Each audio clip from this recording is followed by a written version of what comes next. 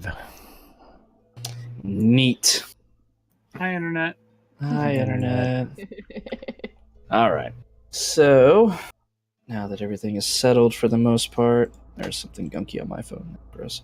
All right. So, as is customary for the beginning of our sessions, Viz, would you like to recount the events of last session for us from your unique point of view?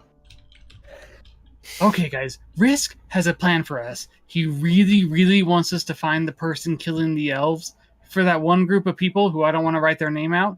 But anyway, the plan is to go to taverns and talk to people. We're going to be in the dock ward. We're going to find people. It's awesome. We've talked about one of us posing as a drunk sailor and being bait. And then we said, I know we're not going to do that. We're going to follow someone who is an elf and is a sailor, and they're going to be the bait. No, I don't want another person to be the bait. Okay, I don't know 100% what the plan is, to be honest, but we're definitely going to taverns in the dock ward. We're going to Muleskull Tavern first. Richard Charleston is the owner there. This is where all of the Dung Sweeper guys meet, so they already know about us. But we talk to him, and he gives us some information, tells us some stories, and I make friends with Heldar. He's a very drunk half-elf, and honestly, I think tonight was one of the best performances I've ever made. He thought I wanted to be a sailor. He thought I was drunk, and eventually he was taking us towards his ship. It's called the Elwick. But on our way to the ship, guess what? That's right, we were attacked. You guessed it, I know. By a dark elf, though. Would you have guessed that book? No, I didn't think... Yeah, a drow. I know, right? I've never seen one before. I didn't even think they would come up above the surface anyway. We defeated him, of course. He had this magic item on him. It launched some sort of, I don't know, concussive blast of energy and shot out a piece of magic at a wall. He was trying to shoot Heldar, but I caused an excellent distraction. We defeated him, and the whistle started to blow, and the city guard were coming. So Heldar offered up his services to distract the guard while we ran home. He gave us a lot of coin for saving his life, and I also nabbed some off the drow along with the magic item. We get home. Cade is doing amazing. He's such a good boy. We play for a little bit, and I give him puppy loves, and I let him go potty, and we go to sleep cuddling and having just the most amazing dreams. But, oh my god, I just woke up. There was some sort of terrifying crash that's outside the house. I don't know what's going on. All right. So after your adventures outside in the dock ward outside of Muleskull Tavern, you've made your way back home to Trollskull Manor, and after some discussions and such, decided to get some sleep. You feel yourselves waking up in the morning pretty early, but you're starting to get used to that now with your job guarding these dung sweepers for the next few more days still. But as you all are waking up, unbeknownst to you, almost simultaneously, a bit perplexed because you kind of shot awake instead of naturally awaking, you all hear a loud crash coming from below you. That's where we're going to start the session.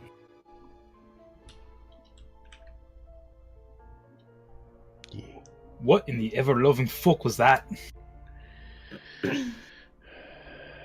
Oh, the new one looks so good.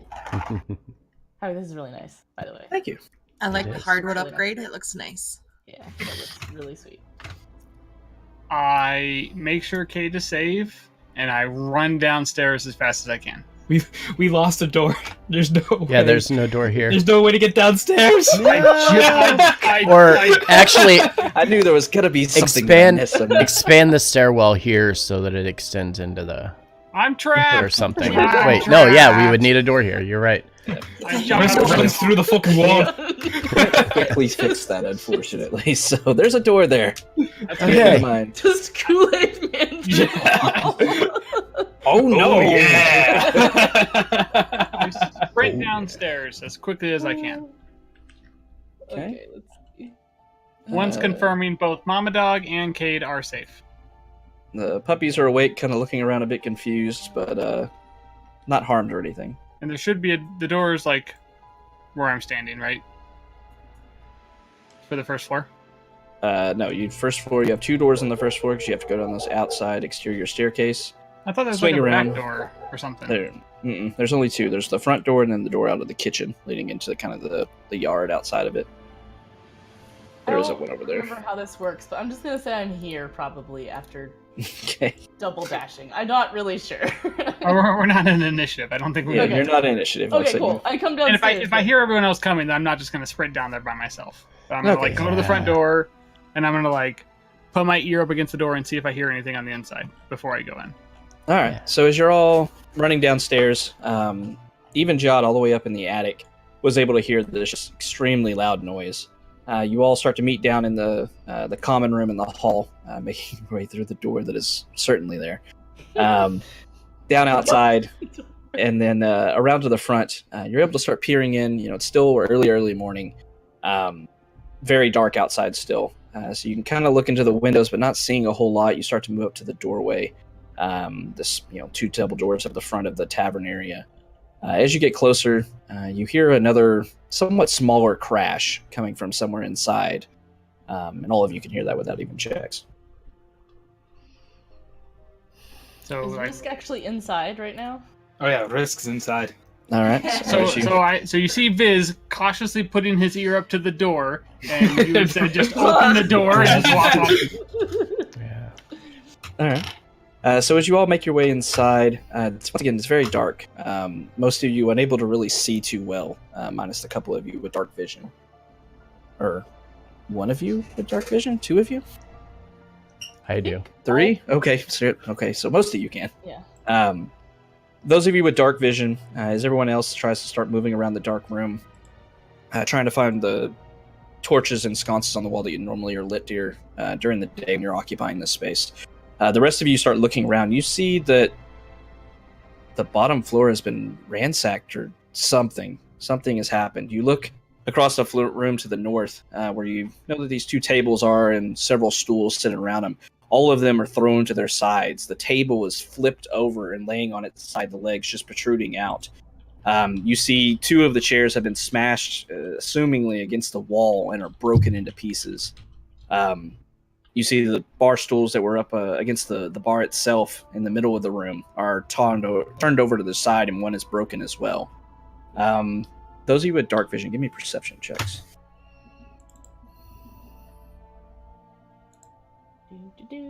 Yay. I need some coffee from our in the works Good. coffee maker before I perceive stuff.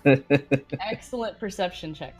All right. So as Viz is hurrying over to light up a torch, Kai is already standing over a couple of these broken pieces of furniture, looking down at it.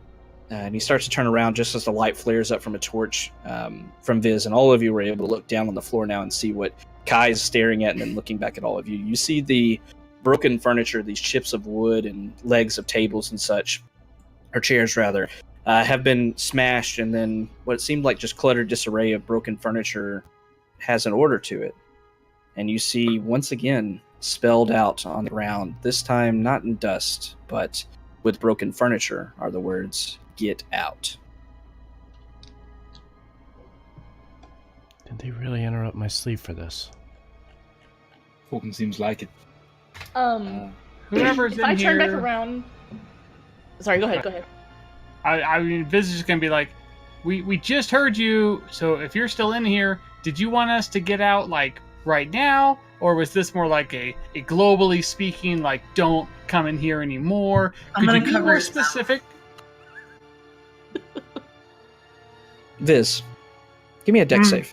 Mm-hmm.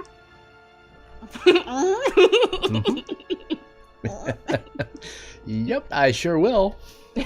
As Viz, as you're talking and Talia's moving over, already raising her hand, you see one of these pieces of broken furniture fly towards your head. You quickly step back. It clatters against the wall next to you and then lands back on the ground. Which direction did the shot, or did the piece of wood come from? It came from the pile, like up here. Can Nice. I'd like to cast Fairy Fire there. Okay. Risk also wants to shoot a hand crossbow shot at that general direction. Okay. I mean, maybe Um, wait until after I highlighted in glowingness. After, okay. No. I went to the dynamic lighting layer and it's all fucked up. I'm not using this map. Forgot about that. All right. Who's there? Show yourself, please. So I'm going to just focus my arcane magic at that general area in kind of a 20-foot radius, as much as I can cover, as much as I perceive in that area. And if it fails its dex saving throw, I want to outline it in just a kind of bluish cyan color. Oh, Okay. yeah, that's a huge radius. Yeah, it's I didn't realize. gigantic. Yeah, it's gonna probably catch some other people, but I won't make it roll.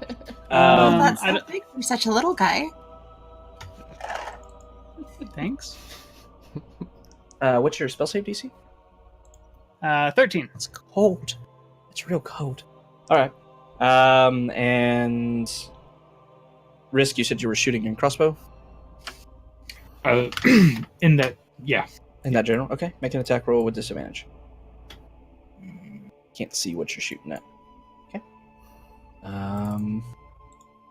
So as you turn immediately, seeing this piece of wood flying towards a torch in Viz's hand wobbles, instinctively, Viz holds out his hand, casting this fairy fire, and Risk raises up a hand crossbow, squeezing off a shot. Just as you take a shot, Risk, you see right next to where you shot, it flying through and hitting the wall, the bolt just sticking into the wood of the tavern. You see this humanoid figure outlined in this light, standing in, not necessarily standing now that you see it fully outlined, but hovering up above the broken pieces of furniture. It failed its dex save? You would assume so. Is it glowing because of my fairy fire or because of its own? Yeah, it's the bluish cyan or whatever you described. Who are you doing this? Who are you? Are you a ghost? I'm gonna start backing towards the door. Like an actual ghost? No response. The figure continues just hovering up above the broken furniture in the middle of the room. Jod, is that an illusion? Tell me it's an illusion. Tell me it's fake. Tell me it's fake. There's not a ghost. Tell me it's not a ghost. Tell me it's not. Does this thing have a token? Just because we can see. It's a ghost you can't Oh see. god, it's terrifying. There you go. Can I like make out any sort of like features? Does it look like a person? Give me an perception check. Okay. Here's what I think it looks like. If that's not Oh god. Oh god! same movie, different character than I thought it was. What is that from? It's the library ghost from Ghostbusters. Ghostbusters. Oh, So, Jod, as you're looking over this entity before you, you see that it stands, even though it's hovering about 7 feet off the ground. You see that it probably stands about 6.5 feet tall normally. As you're looking, you see its features kind of starting to settle in a bit as this spectral figure solidifies with the fairy fire kind of outlining it. It seems to drop the invisibility that it was maintaining before. You see the figure of... Make sure I do this right. What appears to be a man, a half-elf, based on what you can tell. It's hard to get specific features as he's mostly transparent. But you see a man and he's looking at you, and you don't... Give me an insight check as you're catching his features. Mm-hmm.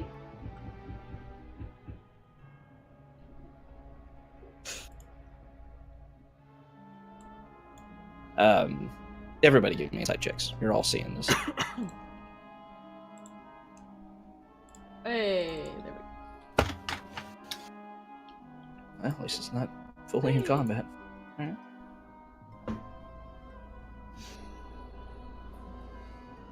Alright. Alright. Viz, Talia, and Kai. As you're seeing this figure solidify more into a proper shape, obviously some kind of ghost or poltergeist or something before you. You see him hovering up above the broken furniture, obviously the source of this. But you're not reading, aside from what he just did to try to silence Viz from talking incessantly, he doesn't seem to be moving aggressively towards any of you. He's just standing there looking as menacing as possible. Risk is gonna say, listen, I don't take kindly to people attacking my friends. What exactly is your goal here? You see a long spectral hand kind of dangling up and pointing straight at the door. I get that, friend, but you see, we purchased this place by means of a work trade. It's not exactly going to happen. As you say that, the specter kind of looks around the tavern area, very slowly moving and kind of circling, still floating in the air. Then you see him open his arms, kind of motioning to everything around him, and then points at himself. Did this place belong to you?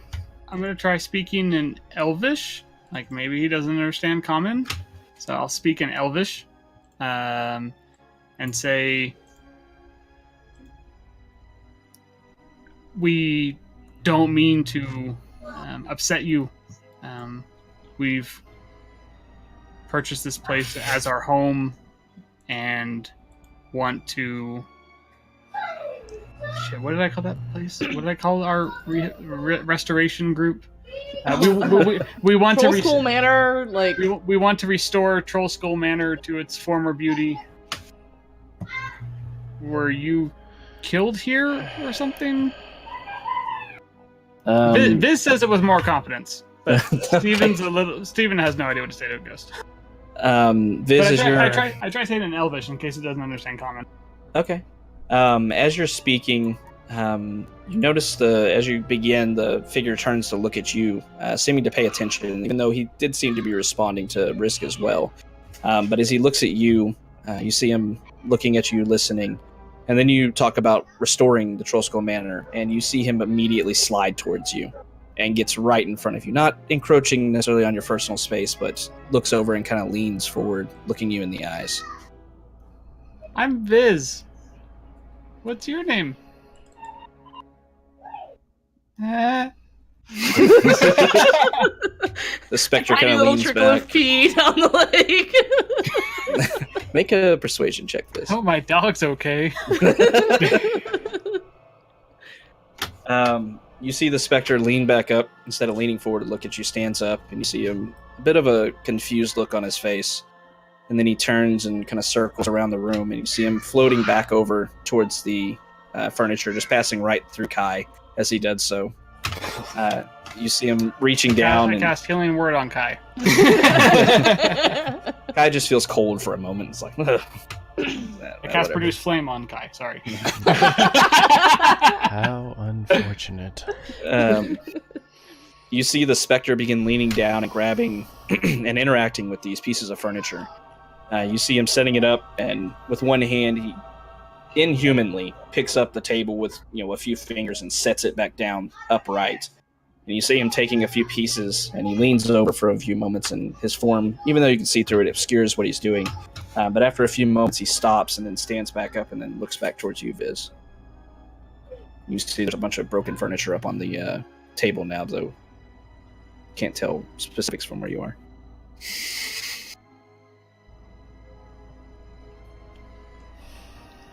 I'm gonna look around at everyone. Kai, as you turn around looking towards it, you see there's a word spelt out on the table now with broken furniture.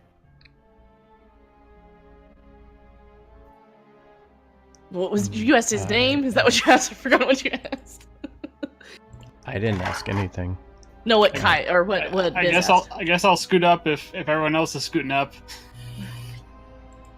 Can I see what it says? Yeah, you're able to clearly see as you move closer that there is the word or the name Lif written out in broken furniture on the table. The name Lift? Lif. Lif. L-I-F. L-I-F. L-I-F. Oh, okay. Give me 1 second. Can I see this Discord frozen and look at it? Oh no. Okay. JK, it fixed itself. Chicken. Is your name Lif? Spirit? You see the spectral figure slowly nod its head. Can you hold a stylus? I have a book. We could write to each other so we don't have to break furniture or throw it at me. You see the figure look down at the furniture and look back up at you and kind of shrugs. I'll set my book down on the table and put the stylus down. If you can write, if that's your only way to communicate, why do you want us out? As you set look down, at everyone else like, am I doing this right? I don't know what to do. As you set the book down the table, setting your ink pen or quill and everything next to it, the specter floats over to it looking at you and then down at the book, kind of tilting his head, and you see him reach out and you see the quill being lifted in the air. He kind of examines it, looks it over, and then leans down and starts scribbling. After a few minutes or so, you see him lean back and set the quill down and looks back over towards you all. As you look down at the book, you see he wrote something. In what language? It's in common. I was like, did he just draw a bunch of dicks? Common dicks. Get out, dick, dick, dick, dick, dick, dick. On the book, you see a message once again inscrawled on it. It says, "My name is Lif. I was the owner of Muleskull Tavern some years ago. Unfortunately, I was killed by a bandit while shopping one day. Due to my work in revitalizing this manor some years ago, I returned to it, obviously, with unfinished business. Several people have tried to buy this property since I passed away. All of them wanted to destroy it or change it. I did not approve of this, so I sent them away. However," continues down next paragraph, "if what you said is true, viz., if you do plan to remodel and refurnish and open the manor again, then maybe you will not be like the others."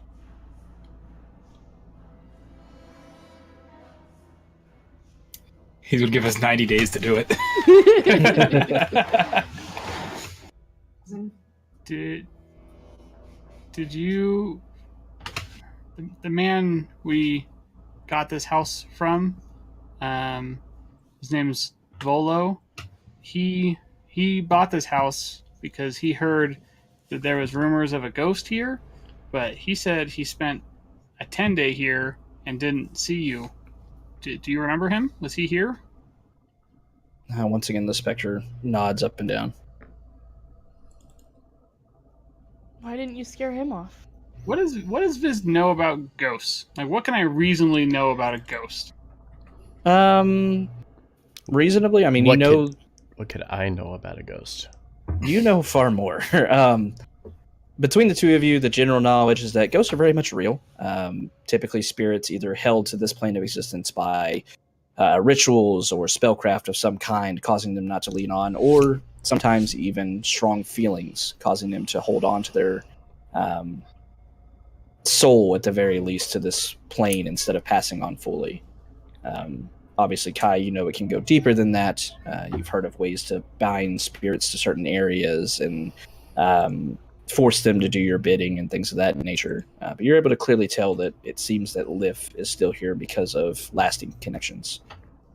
Kai will look in the direction of Lif and say, while I feel pity for your current situation, why continue to haunt us if you know we're going to do what you're expecting anyways? What will it take to release you from this bond, your bindings here in Muleskull Manor?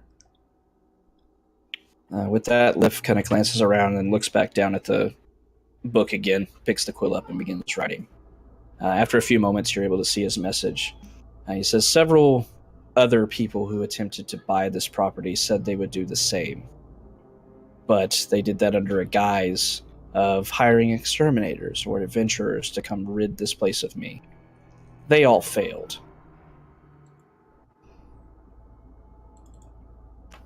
That doesn't quite answer my question, though. What will it take to release you from your bindings here in this manor?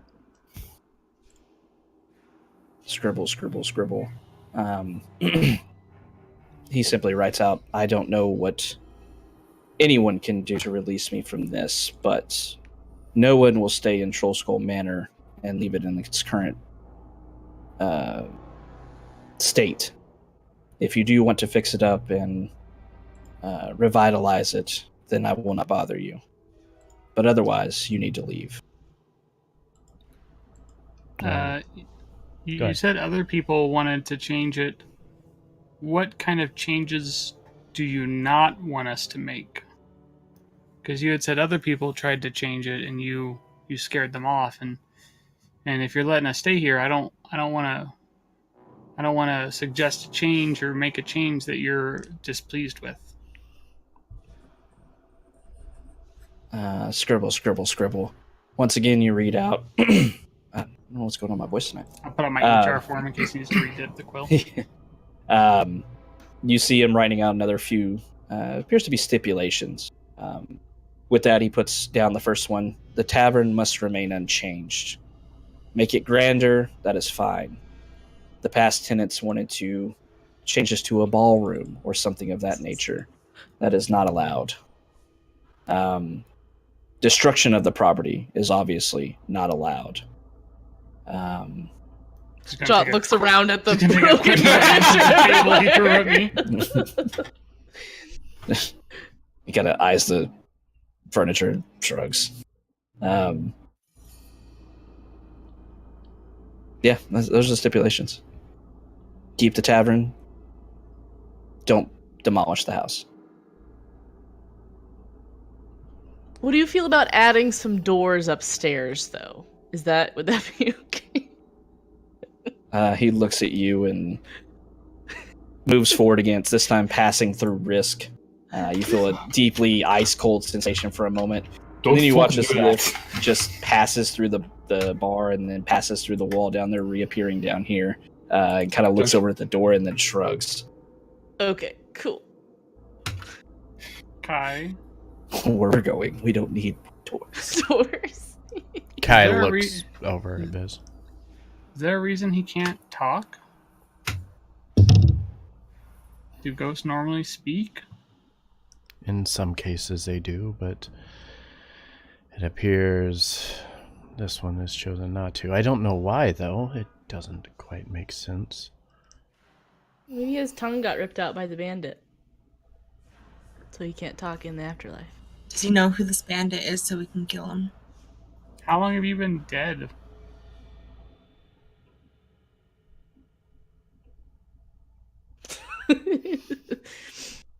It's fair. He loses concept of time.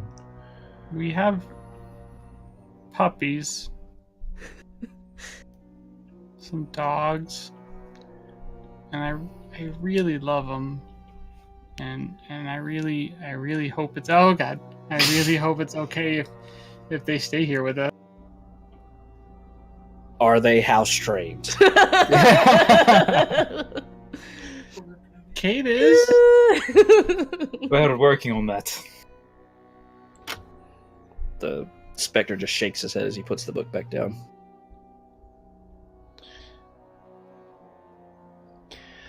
Very well. We have promised to give you our, we give you our word that we will take care of the manor and we'll continue to do repairs and upgrade things in a manner that you should see fit. Is there anything else before we go back to our sleep? Could I ask a favor, Mr. Liff? The lift just shakes his head at you, Kai, and looks over at Viz. Would you be willing to meet with a friend of ours, Mr. Volo?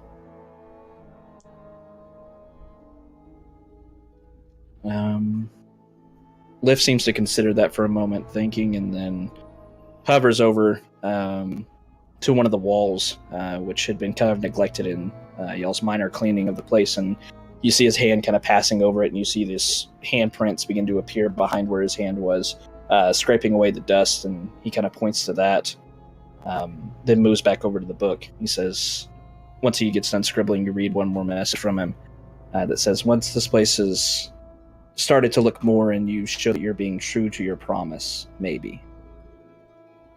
And with that, he looks around at all of you, giving you one more glance with a bit of a knowing expression, and then vanishes once again, as fairy fire is no longer on him.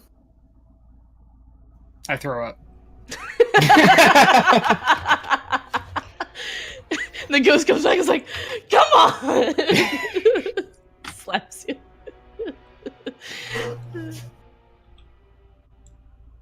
Kai That starts was- making his way towards the door There's no to door head back back there. upstairs.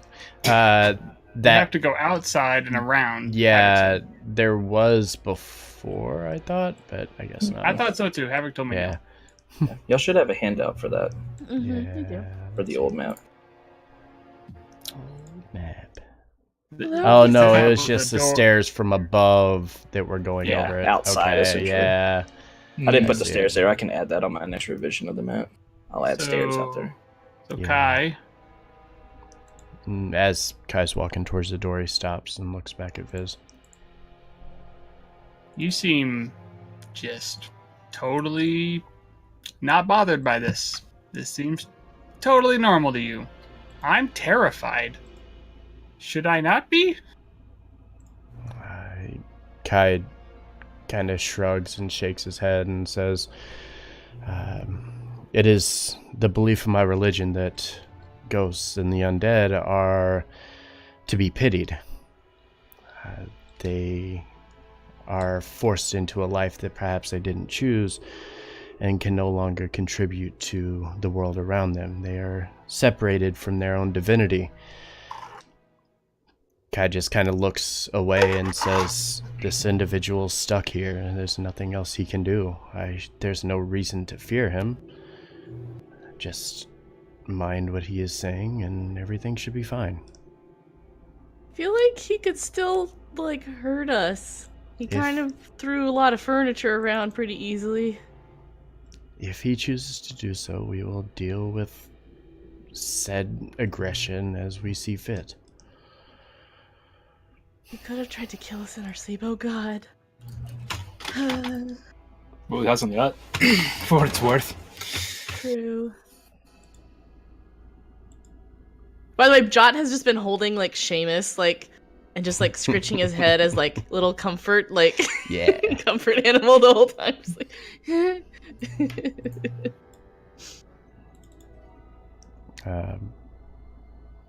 Well...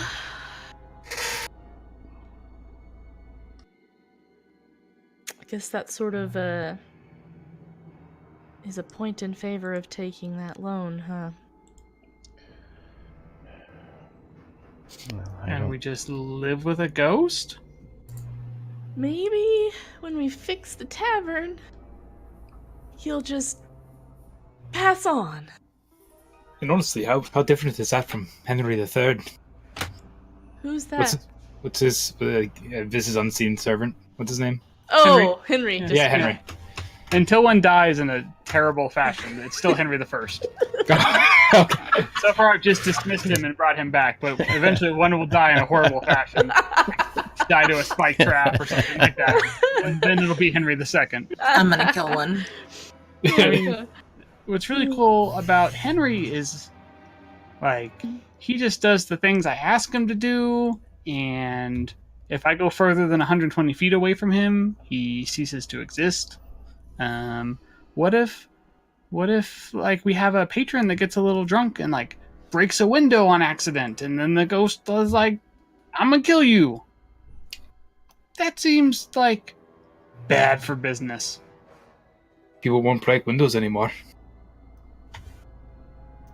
Probably. We won't get any business, though. Like, there is a vast difference between us willingly attempting to destroy and deface and defile this manor versus a patron that gets unruly. I don't think he will hold that against us. Do you think what Jot said is likely, Kai? That if like we refurnish everything and make it great and grand, that maybe the ghost will just depart? According to even my line of questioning with him, yes. I believe that is what's going to release him from his bond to this place.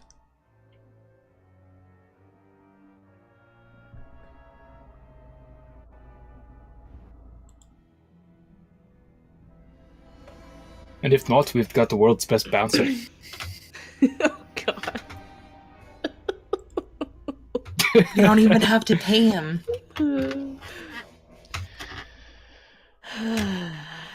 Again. I'm gonna start ritual casting Henry. And again, if necessary, if worse comes to worse, we always know there are other options to take care of this situation.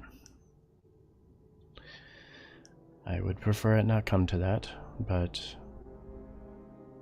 if necessary, we can't rule anything out at this point with him.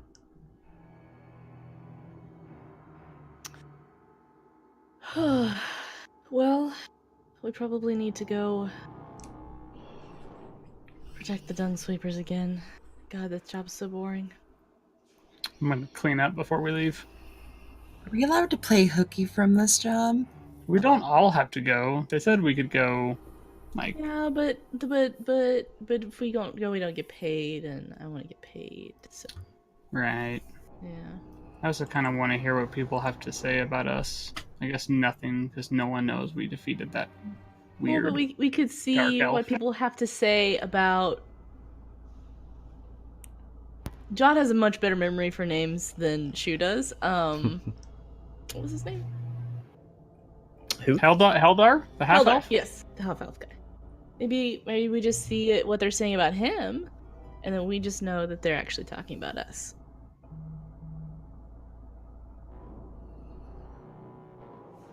Or why don't you look like Heldar for the day? Change into him. And then they'll talk about how cool you are. But what if we run into Heldar? That could be a little awkward. He was pretty drunk. He might not really understand anything. He was drunk at night. If we run into him at 10 a.m., he's going to be like, you're me. That's me. Risk, do you know how to contact the dwarven woman? Yes, they should be at the Yawning Portal. I think she'll be there for the next several days. Seems to be a very convenient spot. A lot of people we need to talk to hang out there. It's nice to have such a convenient hub there.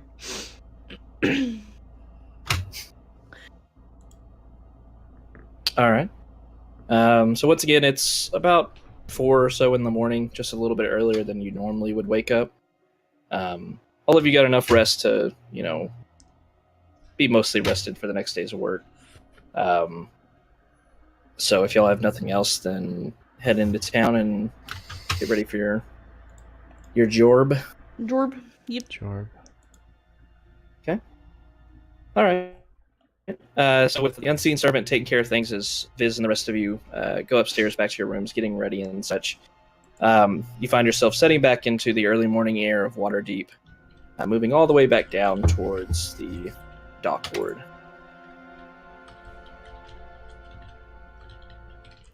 I think there's nothing I really need to do during the day. After we're done working, I want to meet with the lone lady. Istridhorn? The vendor, yeah. But I guess Risk can go do that as well. All right. So you make your way back down to Muleskull Tavern to start your day off and such. Anything anybody wants to do during the day, or just focus on guarding and watching out for stuff like you've been doing? Anything different? I think this is day 4. Yeah. Yeah. Do we want to? So it's 5 gold per person per day. Yes. Do we want to maybe have 2 people? I don't feel good ignoring the horse mission. We can do it Search at for night. it. Yeah. I mean, we're about to get a several thousand gold loan. For the house, though. Right. But I'm saying, that's kind of what this money's ideally going to anyway. So, what if we had 2 people go and... Yeah. Let's I see, mean, maybe today we do all of us, and then at night we go into a One of the more nicer tourist districts. part of town, Yeah. knock out a district, and kind of see if we can estimate, could 3 people even accomplish that much the next day during the day if they don't go to work? as we're making our way from Trollskull Manor south to, what was the name of the tavern we're going to? Muleskull. Muleskull. Can we kind of go the long way and wander down High Road and the Way Like of the the main Dragon? Yeah, down the main Yeah. road on the way there. Mhm. Take a bit of a detour on the way there. Just maybe power walk. Mm-hmm. Yeah. Yeah, just to cover some of that, the more prominent roads to see if, we come across anything that kind of stands out to us. Okay. Yeah. Everybody, give me perception checks. Also, Havoc, having lived here a while, I was pretty familiar. I see. What did I say? I lived in the Man, killing these perception checks today. Castle Ward? Ward. What's I think, the what's the bookworm ward?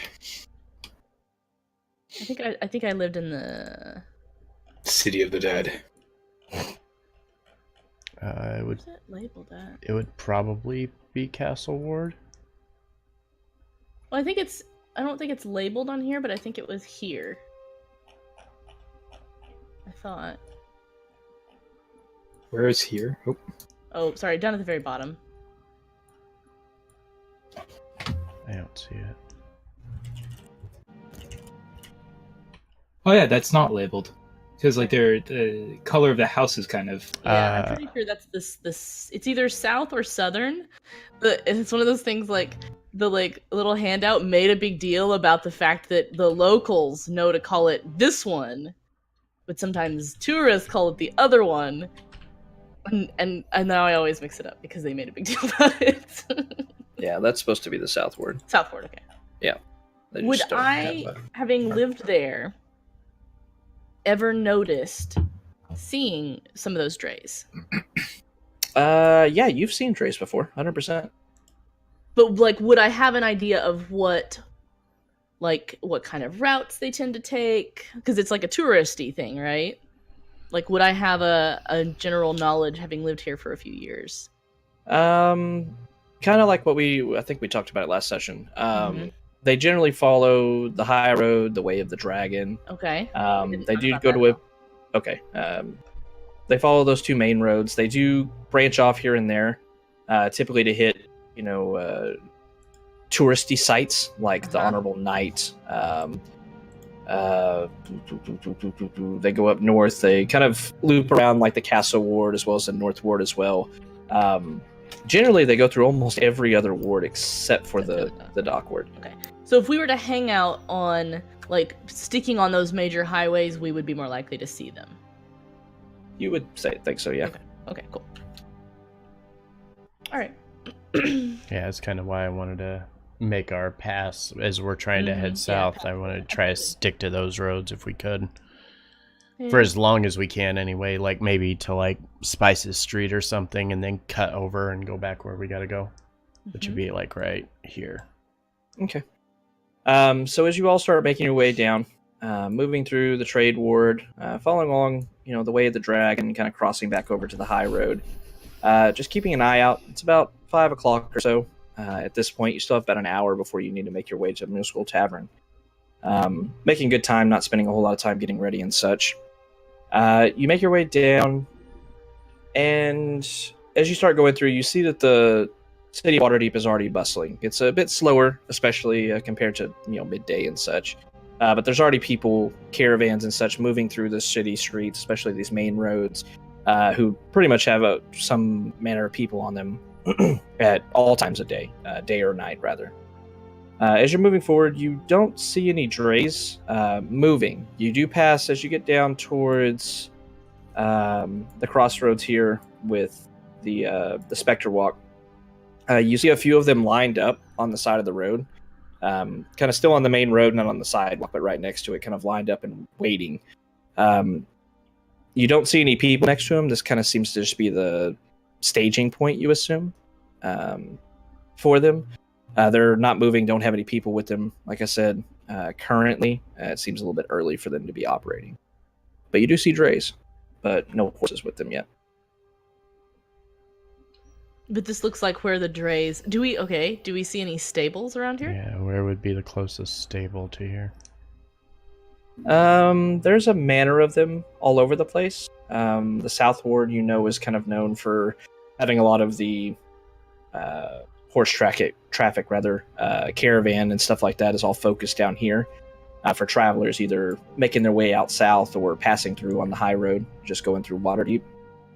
So there's a lot of stables all over the place.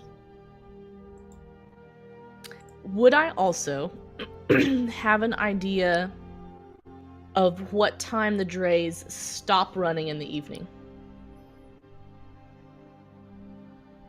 Again, this being the district I lived in for several years.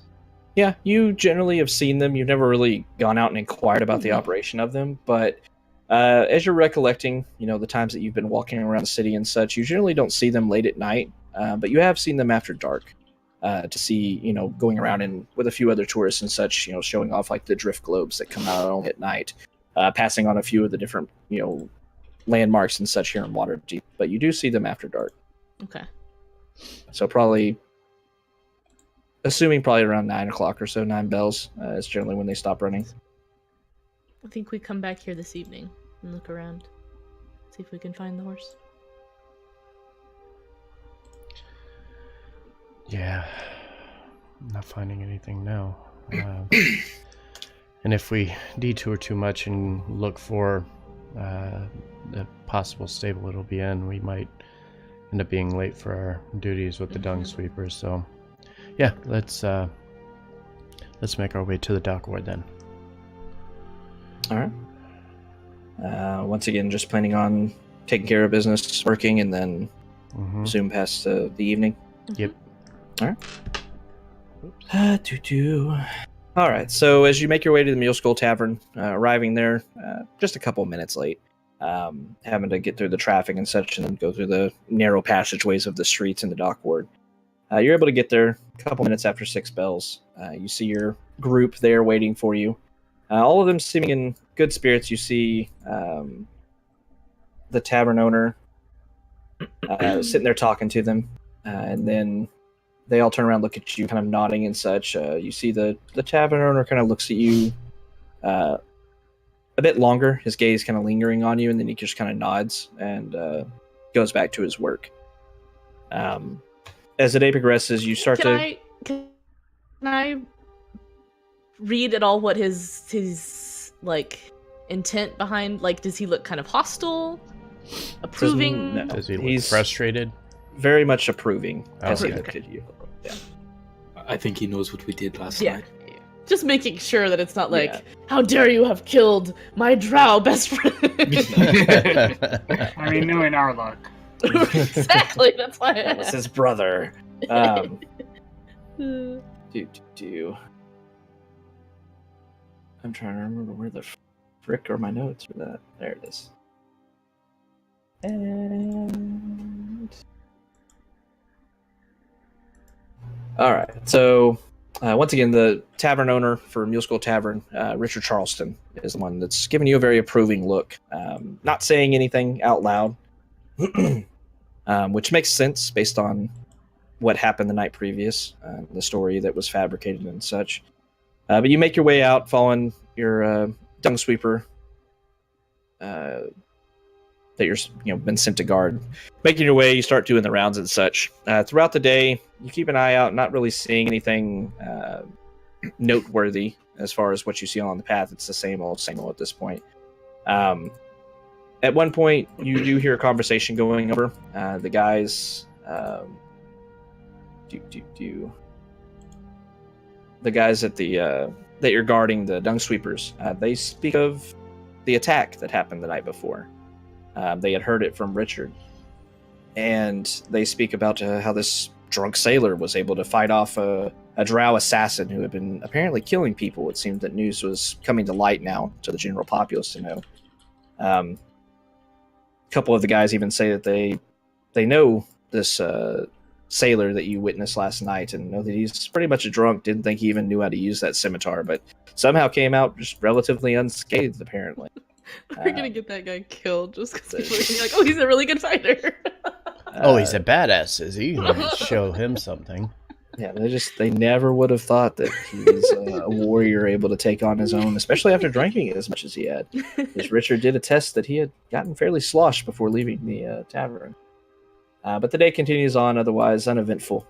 very boring moving through. You see a few things here and there, some scuffles breaking out between people upset about prices and not getting their wares on time, but nothing that really piques your interest. So yeah, you make your way up there. Dusk begins to fall. You get there kind of quicker, about 30 minutes quicker than normal. So it's not quite dark yet when you reach the Honorable Night. But with that, the Dung Sweepers thank you once again for another day of guarding them, and you are set free from your obligations. Bye, guys. See you tomorrow. Have a great day. And nothing out of the ordinary with buildings and such. Nope.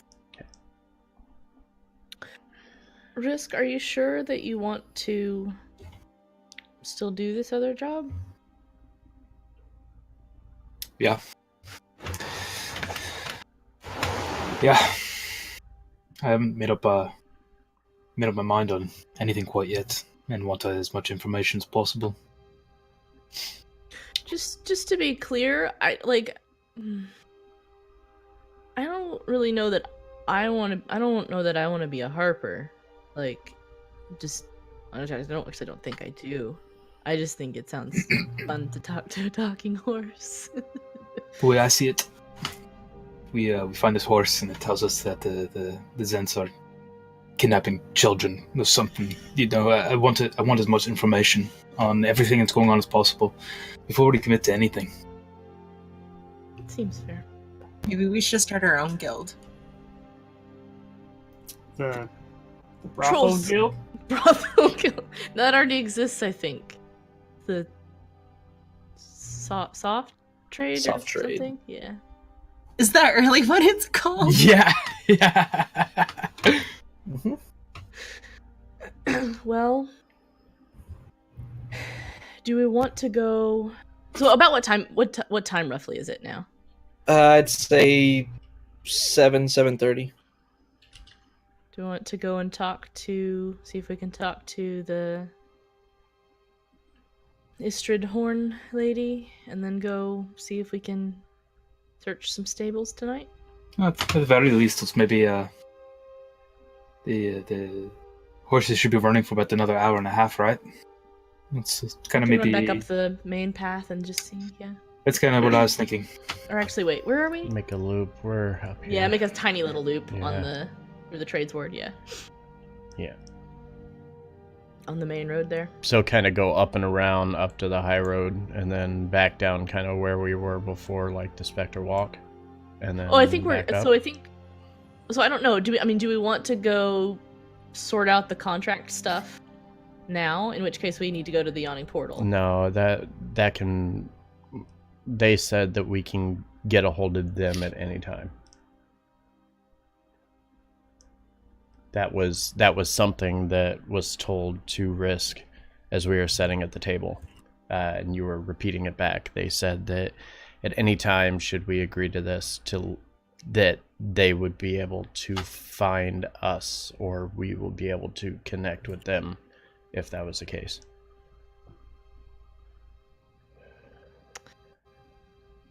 Yeah.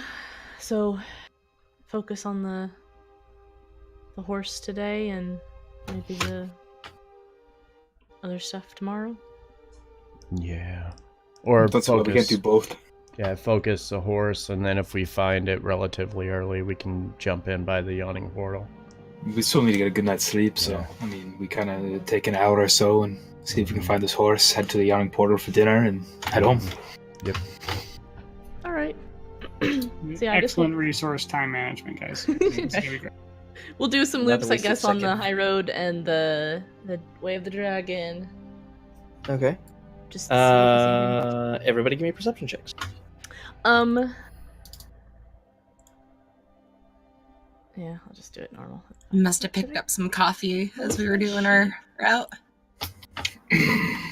Yeah, Where has my sheet gone? I'm sorry. It's Another not 20 opening? plus. I don't have it. Well, it's like it's not on the. Okay, I guess I have to refresh roll 20. It's done this a couple times now, where like it just vanishes, but then it won't open again. I've had my sheets completely erased. Oh god, it was Let's still there in my not do that. journal, but it was as if it was still on the map somewhere. Like I had minimized it, Yeah. but it wasn't anywhere. Like, I'm sorry. I mean, they all rolled good perception. Don't worry about me. It's fine. Yeah. So ultimately, you start making your way through the trades ward and then moving down into the south ward as well. Kind of making some loops and such, going along the high road and the way of the dragon. About 30 minutes pass or so, and you see a number of drays going back and forth. They're pretty numerous now that they're out and you're actually where their routes are, essentially. You see one every about 5 minutes or so going up and down the street. You see generally people that are not from around here sitting on top of them, kind of looking around and staring at the sights. You see a couple people with books kind of writing down their experiences and such. You check all of the horses. You see most of them have a 2 or 3 team of horses drawing the dray forward. But none of them seem to have the marking that you were all looking for. Which is? Blue She has a feather? violet. Or A violet. violet She has The a violet purple flower flower. behind Yeah. her ear. yeah, Yeah, I was so like, nobody wait, sees- what? Instead of flower, feather, I'm not like, feather. make that a disadvantage. Never mind. No. So yeah, as you're moving through, you don't see anything with this violet flower in the horse's ear, rather, behind the horse's ear, rather. After about 30 minutes or so, you find yourself circling back up along the high road, kind of walking off to the side. Imagine sidewalks and then the main street going through there. The drays obviously being on the main street. And as you're moving forward, you look up ahead of you as you're making your way north. And up ahead, you see another dray, and it begins to turn towards the arch up here along the high road. And you see a horse at the front of it, and you see a bright gleam of purple from its head. Guys. Do we just hop on? Do we flag it down? How does this work, Jot? We've got I to don't know. chase I've never it ridden down. one of these things. You've lived here. You know exactly how this works. Risk is going to try and run, but not run, make a scene, but try and get the head of the horse, kind of cut through. How far ahead of us was it? A few hundred feet. You're just seeing it just kind of ahead of the crowd. Jot, you didn't see shit. You're too short. The taller people are able to see over the heads of the crowds and such and see this. And once again, the drays are pretty large. Imagine a 2-story vehicle, glass, seating up on top of it. You're able to easily see it from pretty far away, except for Jot, because she's looking between people's legs. Which direction was it heading? It's still going off to the north, kind So of up that there where way, that bend is. It's slowly making its way that way. Okay, so Do you guys see anything? I don't see anything. What's going on? Do I Yeah. need to Risk- put you on my shoulder again? Risk wants to try and find a way to cut across and get in front of it. So I want to try and discreetly knock something over in front of it, kind of make it get cause it to have to stop and clear something out of the way. Okay. Just knock over a lamp pole. Well, it's like barrels or crates or something. Try to because it's getting dark out, so I'm going to try and discreetly, and then when the driver goes to clear it, have someone go talk to the horse. This sounds fucking weird. You're gonna get arrested. I mean, I think we probably need to get on the thing first. We just ride it around, or Well, no, that we need to remember. They said that the driver of the carriage or the driver of the dray does not know. Has no idea. Mhm. So Yeah, that's why we we can't need, go up and just try talking to the horse. Yeah. we need the distraction's not going to help. What we need to do is we need to wait until it heads to the stable and then go to the stable that it's being kept at. I can follow its path with Seamus. You're gonna have Yes. to carry her again, Talia. I already said I'd put her on my shoulder and I did the action. Nook. Okay. Do I need to roll on my strength to do that? No. I was gonna say, you shouldn't. I'm tiny. 40-pound baby you're throwing up on your shoulders. All right, so are y'all just moving with a purpose, trying to follow up behind this thing as Seamus scouts ahead? Yep. Okay. All right, so everybody starts moving forward, seeming to capture sight of what you've been sent out to find, or rather, who, I guess, you've been sent to find. You notice, like I said, the dray's not moving quickly. It's moving very leisurely and such, kind of off to the side of the road, so the faster wagons and carriages and such going to pass it by. This one obviously taking its time to let everybody enjoy the sights and such. At this point, darkness is starting to readily fall above you. You start to see wisps of light up above you as the drift globes of Waterdeep begin to take onto the air. You hear some oohs and ahs coming from the Dray as you get closer. As you get up behind it, you see the Dray stops a couple of times and made it much easier for you to get up closer to it. As you're getting closer, you see why it stopped. You see people are getting a full picture of it. You see this Dray once again. 2 horses up on the front, one with the violet flower behind its left ear. You see reins going up to the second level of this Dray, where the driver is sitting there holding these long reins and directing the horses from up there. On the back side of the Dray itself, you see a singular staircase leading up to the second floor, where all of the seating is and such. You hadn't originally been able to see why it was stopping, but as you get closer to it and see that it stopped, now you see people paying a man that's standing by the back staircase, kind of up on the Dray and such, taking essentially a fare for them to board onto the Dray, walking up there, and then the Dray slowly takes off and begins moving again. Do I know how much it costs to ride the Dray?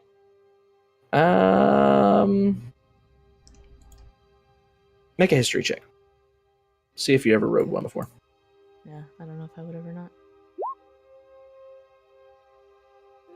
So you remember when you first came to Waterdeep, you decided you wanted to see the sights, and you'd been told in acquiring with some few friendly locals that a Dray was the best way to do so. So you had sought one out, able to readily find them. They seem pretty popular along the main roads of the city, thus leading you to know that already. And as you approach to it, much the similar setup as what you're seeing here, you were able to talk to the man at the back who was taking the fares, and he only charged you 4 copper pieces to be able to ride indefinitely, as long as you wanted, to ride up top on the Dray itself. Do we want to just ride around until they're done? I don't see why that wouldn't work. That's fine. It's kind of it's very touristy, but it's kind of cool. You get to see everything, and it's kind of nice. Do you guys want to ride? Sure. Yeah. Let's do it. Okay, I'll pay for it. It means not carrying you. You offered. Oh, okay. I can't let you know that I'm liking you. I didn't think. I thought this made you uncomfortable. I wasn't gonna ask it, but then you offered. Okay. So that's. Now you know how I feel all the time. Exhausting, man. I know, right? So what is that? You said Is this 4 copper inner life, each. Steve, or is this bits? 4 copies, so it would be 2 silver pieces for 2 everybody. silver. Okay, I'll give him 2 silver pieces. Okay. So as you make your way to the back, you just walk it up and telling him 5 minutes, or 5 people rather. Mm-hmm. Okay. So with that, this not old man, probably in his mid to late 20s, standing on the back as he sees all of you approaching. Jot kind of up in the front, raising her hand. You see him looking down and seeing you. He's like, yeah, you hear him scream or yell back up to the front. The Dray slowly lurches to a halt. As you make your way up, the man looks down and says, yes, how many? And you tell him 5. He's like, oh, very well, very well. That'll be 20 copper pieces or 2 silver. And as you offer the money, he takes it. Says, very well, welcome aboard. Come on up. We have plenty of seats. And invites all of you up onto the Dray. And can we ride on the very top part? There's only one level, just the top. Okay, yeah. Then yeah, definitely ride it. Cool. Okay. So all of you, I'm about to get a drink here in a second. All of you start making your way up onto the Dray. Able to find, there's 3 seats stacked together on either side of this, going up several rolls. It carries a lot of people for this monstrosity. It's a very awkward-looking contraption, this Dray. But plenty of seats. You can't all sit right next to each other, but you can sit in a couple rows within each other. You sit down, and after a few moments, the Dray once again lurches at a crawling pace and begins moving forward. You find yourself continuing along the high road.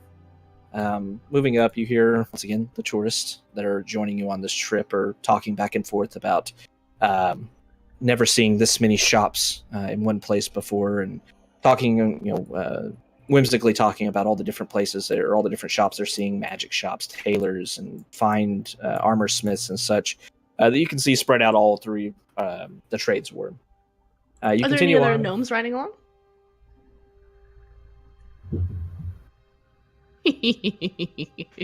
No. Oh, darn. There are Any no halflings? No, I'm kidding. I'm sorry. Just There are no little folk. They're all humans, elves. Seeing a half orc kind of chilling in one seat as well. Very interesting mixture, but no small folk.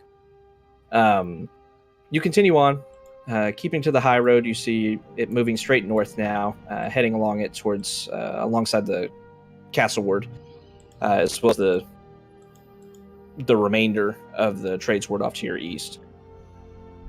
You see a few people looking over to the west, and you're able to just see one of the statues over the rooftops of several buildings that you all recognize as the Hawkman. One of the several great statues of Waterdeep. Several people oohing and awing about this and such. You continue on. Anything anybody wants to do? Why is it called the Hawkman? Is it Hawkman from DC Universe? It is not the Hawkman from the DC Universe. Dang. Disappointing. I don't Thought remember we all had a these off the top of my head. Is it like Man Bat from the DC Universe, but a hawk? Man, bad. It's like Batman, but reverse. Uh-huh. Man, I had a thing that described every single one of them, and I have no idea what I did with it. But yeah, you know the Hawkman, it looks and is called that because this particular statue is that of a man, but also There you go. has wings upon his back as well. Yeah, it just doesn't have Yeah, it specific- doesn't have details. Yeah. I had a page for that, I just can't find it. Every time I open up a new Chrome or new Google and new Yeah. tab in Chrome, everything lags. We'll just assume any- that I told people about it. Yes. Yeah. You're able to figure out that all of them are kind of named either about the specific events of them arising once again during the Second Sundering or their physical features. You know, the Hawkman, obviously, named for that. The Griffin, named because it looks like a griffin. The Honorable Knight, because it was one of the few that actually defended people. Or rather, it didn't defend people. As it came to arrest after it was reanimated, it faced off like it was defending against something to the southwest towards the harbor. Lots of... Oh, I have Lost Havoc. Oh no. no! While you were gone, we all found 10,000 gold. It was the craziest Stop thing. it! You're We gonna get us leveled up. killed. Clear my throat and crash Discord. Cool. Is there anything anybody wants to be doing? Just taking in the sights and waiting? Would I learn anything that I didn't know already about the city? Not really a tour guide or anything Yeah. on here. Oh, there's not a so- tour guide. Okay, I wasn't sure if there was a tour guide or not. Okay, then never mind. No. The only people seem to be operating this are the driver, as well as the man who took your coin at the back. As you're moving on, continue on forward. You do occasionally see the man from the back moving up and talking to the driver. You're able to infer, based on the conversation, you're kind of close to the front, so you can hear them talking back and forth, that they're brothers working the stray. They don't talk about anything pertinent, just talking about how it's almost time to shut down and such. It's probably their last trip up to the north, and then come back down and then be done for the night. I'll probably ask their names, Okay. strike up a little bit of conversation. As the one who was Maybe on I'll the talk to stairs, the one in the back who's I don't want to distract the driver, Okay. make it unsafe. As the two brothers get done talking, the man who took your coin begins walking through, and he kind of politely nods and smiles at everybody. Jot, you kind of raise your hand to get his attention. He says, "Oh, yes, my dear. What can I help you with?" I was just wondering what your name is and how long you've been doing this, and do you like your job? With that, he smiles and says, "It's been in the family for a little while. My name is Marcus, by the way. Marcus Wolfwood. My brother is the driver up there. Morgan doesn't talk to people as much as I do, so we let him drive, and he's very good at it. And I talk to all the patrons here. It's an interesting job. You meet all kinds of folks. I've seen every kind of folk you could imagine, and not all of them are as nice and pretty as you, of course, but it's still a manageable job, I suppose." Did you say they were humans? Can I make an insight check to see if he's flirting with Jot? What race did you say that they were? Human. Human. Okay. And what's Marcus's last name? Wolfwood. Wolfwood. As Marcus is saying this, he's kind of turned all his attention towards Jot as he's standing over, kind of looking at her, and you see him bending down a bit. Not disrespectful, more so just get eye to eye with her and speak to her, face to face and such as he's talking, and goes on about it. And you see him smiling and kind of carefree and such. Hard to pick up Viz whether or not he might be flirting or not. He's just definitely giving a lot of attention to Jot. How much longer do you usually run the Dre? Can I roll insight check to see if she's flirting with him?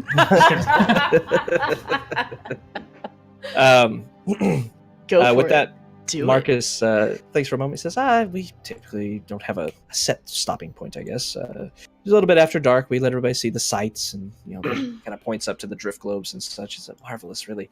But yes, we typically make a few more runs after darkness settles, and then we turn in for the night. Where do you end your route, though? With that, he kind of shrugs. It's generally when people don't really want to ride anymore. We'll stop wherever, but usually we'll get down towards the South Ward or the Trades Ward before we stop for the most part. Oh, perfect. Is it okay if we just ride until you're ready to be done? We're actually heading down to the South Ward once we're all finished. With that, he smiles. Says, "Of course, yes. You're free to stay on as long as you want." Okay. We just don't want to like. Can we stay on when you're done? Can we stay here? Just on the cart.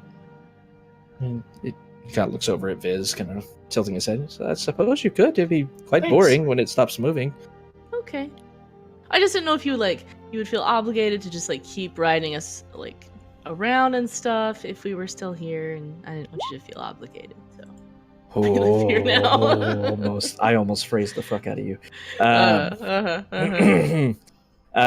With that, he smiles and shrugs. Says, "No, it's no problem, really. Said you seem to be a very nice young lady.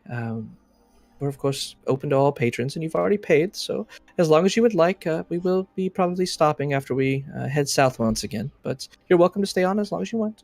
Okay. Thank Until you. then."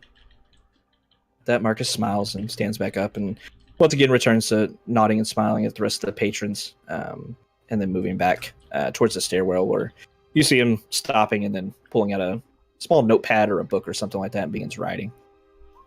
Jot. Hmm? He was flirting with you. Was he? Yeah. Would you like me to kill him? No. I didn't even think about that, though. Yeah, he was totally flirting with you. How could you tell? I'm really, really experienced in these things. Inside check. What you have a lot of experience in flirting? Wow, you're so good at this. Tons. I'm so naturally charming that I have lots of experience in dating. Mm-hmm. Yep, Mhm. super experience. I Mhm. know a lot of it. Another inside check. Everyone in such a Wow. What would be like Not one of us. do you just flirt You with failed the first anybody? one. Or do you just Ooh, I saw through the second one though. do you have a preference? Just so many deception checks. X to doubt.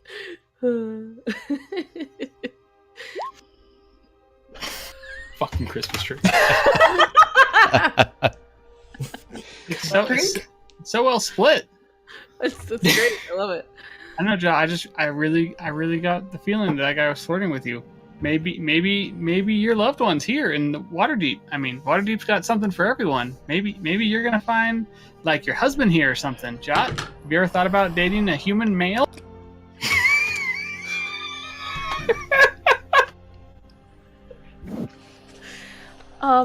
Honestly, I think that guy is in love with you. Honestly, have not given it any thought, really.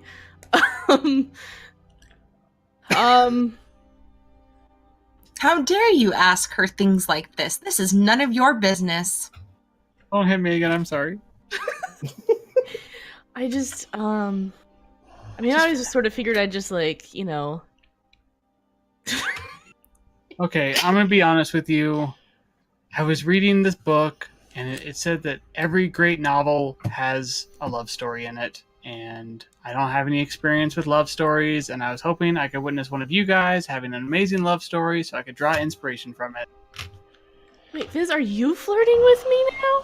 No, I'm talking about my actual book I'm writing. I want someone I know to have like an amazing relationship so that I can like be inspired by it. Because I don't know what that's like. I thought you said you flirted with lots of people all the I time. lied. Well, then maybe maybe Never you would've should seen that have. coming. I lived with my mom and dad up until last year, so I didn't really get the opportunity to flirt a lot. Nothing was really cool about like living with your mom and dad, so I lied. But that's why I felt like I need to be honest with you. Well, maybe you should like try flirting with people, not specifically me. Just to clarify. Take a glance at Talia. She's probably like flexing over there, stabbing pigeons and shit. You know what? Maybe if I find another changeling lady sometime. With my experience with the soft trade, would I know God. if I had any changelings? There's a brothel ran by one changeling, but it's the house of 1,000 women.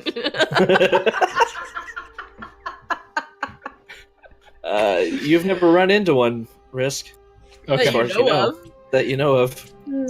So business talking about wanting to find love, and you're like, do I happen to know any hookers that are Yeah. like that's your contribution to his love? Maybe they can make him feel love even though they don't love him, but he can experience it and write about it. I'm on board. Risk just thinking like, assuming he overheard this conversation, he's like, we need to get Viz laid. Like that explains so much. What do you think about Risk, though? Like, are you sure you're into girls? He's too good for me, honestly. He's just handsome and charming, and he's good at everything. Do I hear this conversation? Just curious. I don't know that we're talking. I'm not being about- quiet of it by any means. There's no shame in it. I mean, God, look at him. He's so beautiful and sexy and just reeks of confidence, and he's a badass. Flicks his hair dramatically. Let's go see a man about a horse.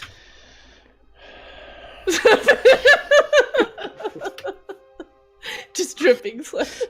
I feel like I can picture this somehow. As if it's like Viz is a real life anime character. All of his emotions are like an anime character. All right, so you continue on. Anybody that was following the token, you went up to the north, went up towards the market here in the castle ward, and kind of circled around it, it being kind of another sight to see here in Waterdeep. Still fairly busy, even though it's after dark, but a lot of the stalls and such that you've seen a few times before are definitely closing down already. You make your way back down the high road and start heading to the south. The dray stops a couple more times to let more people off. You see one or two more people getting on to head south, but mostly everyone seems to be leaving off. There's only about 8 or so, including y'all, on the dray to this point as you continue to the south. Once again, as the dray lurches forward after stopping, letting a couple people off, Marcus Wolfwood walks back up the stairs, kind of nodding and looking around at everyone, getting a quick head count. He looks over and sees Jot still on, and walks over and says, yes, I'm afraid I didn't catch your name. Oh, Jimmelin Overbrook Thunderspark? That is a mouthful. It's a very interesting name, though. That's what she said. I do not. So is that it? But yes, Jimmelin, as it were, we will be stopping here in the next 20 minutes or so. Just wanted to let you know, since you said you and your friends wanted to stay on here for a little bit longer, but we're about to call it a night and end our tours for the day. Okay. Thank you so much for all your hospitality. We'll just keep riding along for a little bit longer, if that's okay. With It's not that, moving anymore. Oh, well, I thought you said It we is were gonna keep. You said they were keep going for another 20 minutes. Well, I know, but I said, but like when he stopped, we talked about just staying on. Yeah. Should I like when we get there? Should I like have them show me something like nearby, like be my tour guides? Then you guys can all talk to the horse, and I can like get them away. Like we don't want to make it obvious that we're talking to the horse, right? I'll be honest, I haven't really thought this part through very much. So what if when we stop there, I ask them to go and show me something nearby or something, and How you many- guys talk to Maxine? Is there one employee, like one driver? There's one driver and then one guy that like rides in the back, takes They're them brothers. Gotcha. What's Marcus's Morgan is brother's driving. name? Morgan What's is driving. Morgan? Marcus is the fairman. I mean, I was just kind of thinking we would just see what stable they take the horse to, and then just go talk to her there. But we could also do a distraction here and talk to her. Well, yeah. Like, what if we can't get into the stables later? True. I think if anyone here to keep them talking and keep their distractions off us for a couple of minutes, I think it's Viz. You are pretty good at distractions. If we Pretty can't good at get talking. I'm if gonna we, start taking off my clothes. Just kidding. Are you sure you're not flirting? Sir, we're not that kind of Dre. Sir, please put your clothes back on. Wait, there are those kind of Drake? There are those kind of Drake? There's one. if we can't get close enough, Kai will kind of look back and say, I can always just use message. Yeah, but I like. They See, can't the thing respond is- back though. Yes, it can. No, people will definitely see or notice a horse talking. Talking. They're gonna notice a horse talking anyways. See, the issue is that I just think it would be really fun to talk to a horse. All right, let's do that. Let me be a distraction. Let me see if I can get the drivers to show me something nearby, and you guys talk to Maxine. Okay. Or you could fake like you you could fake like you were really sick. You just try and pretend that there's something wrong with you, and they could try and help.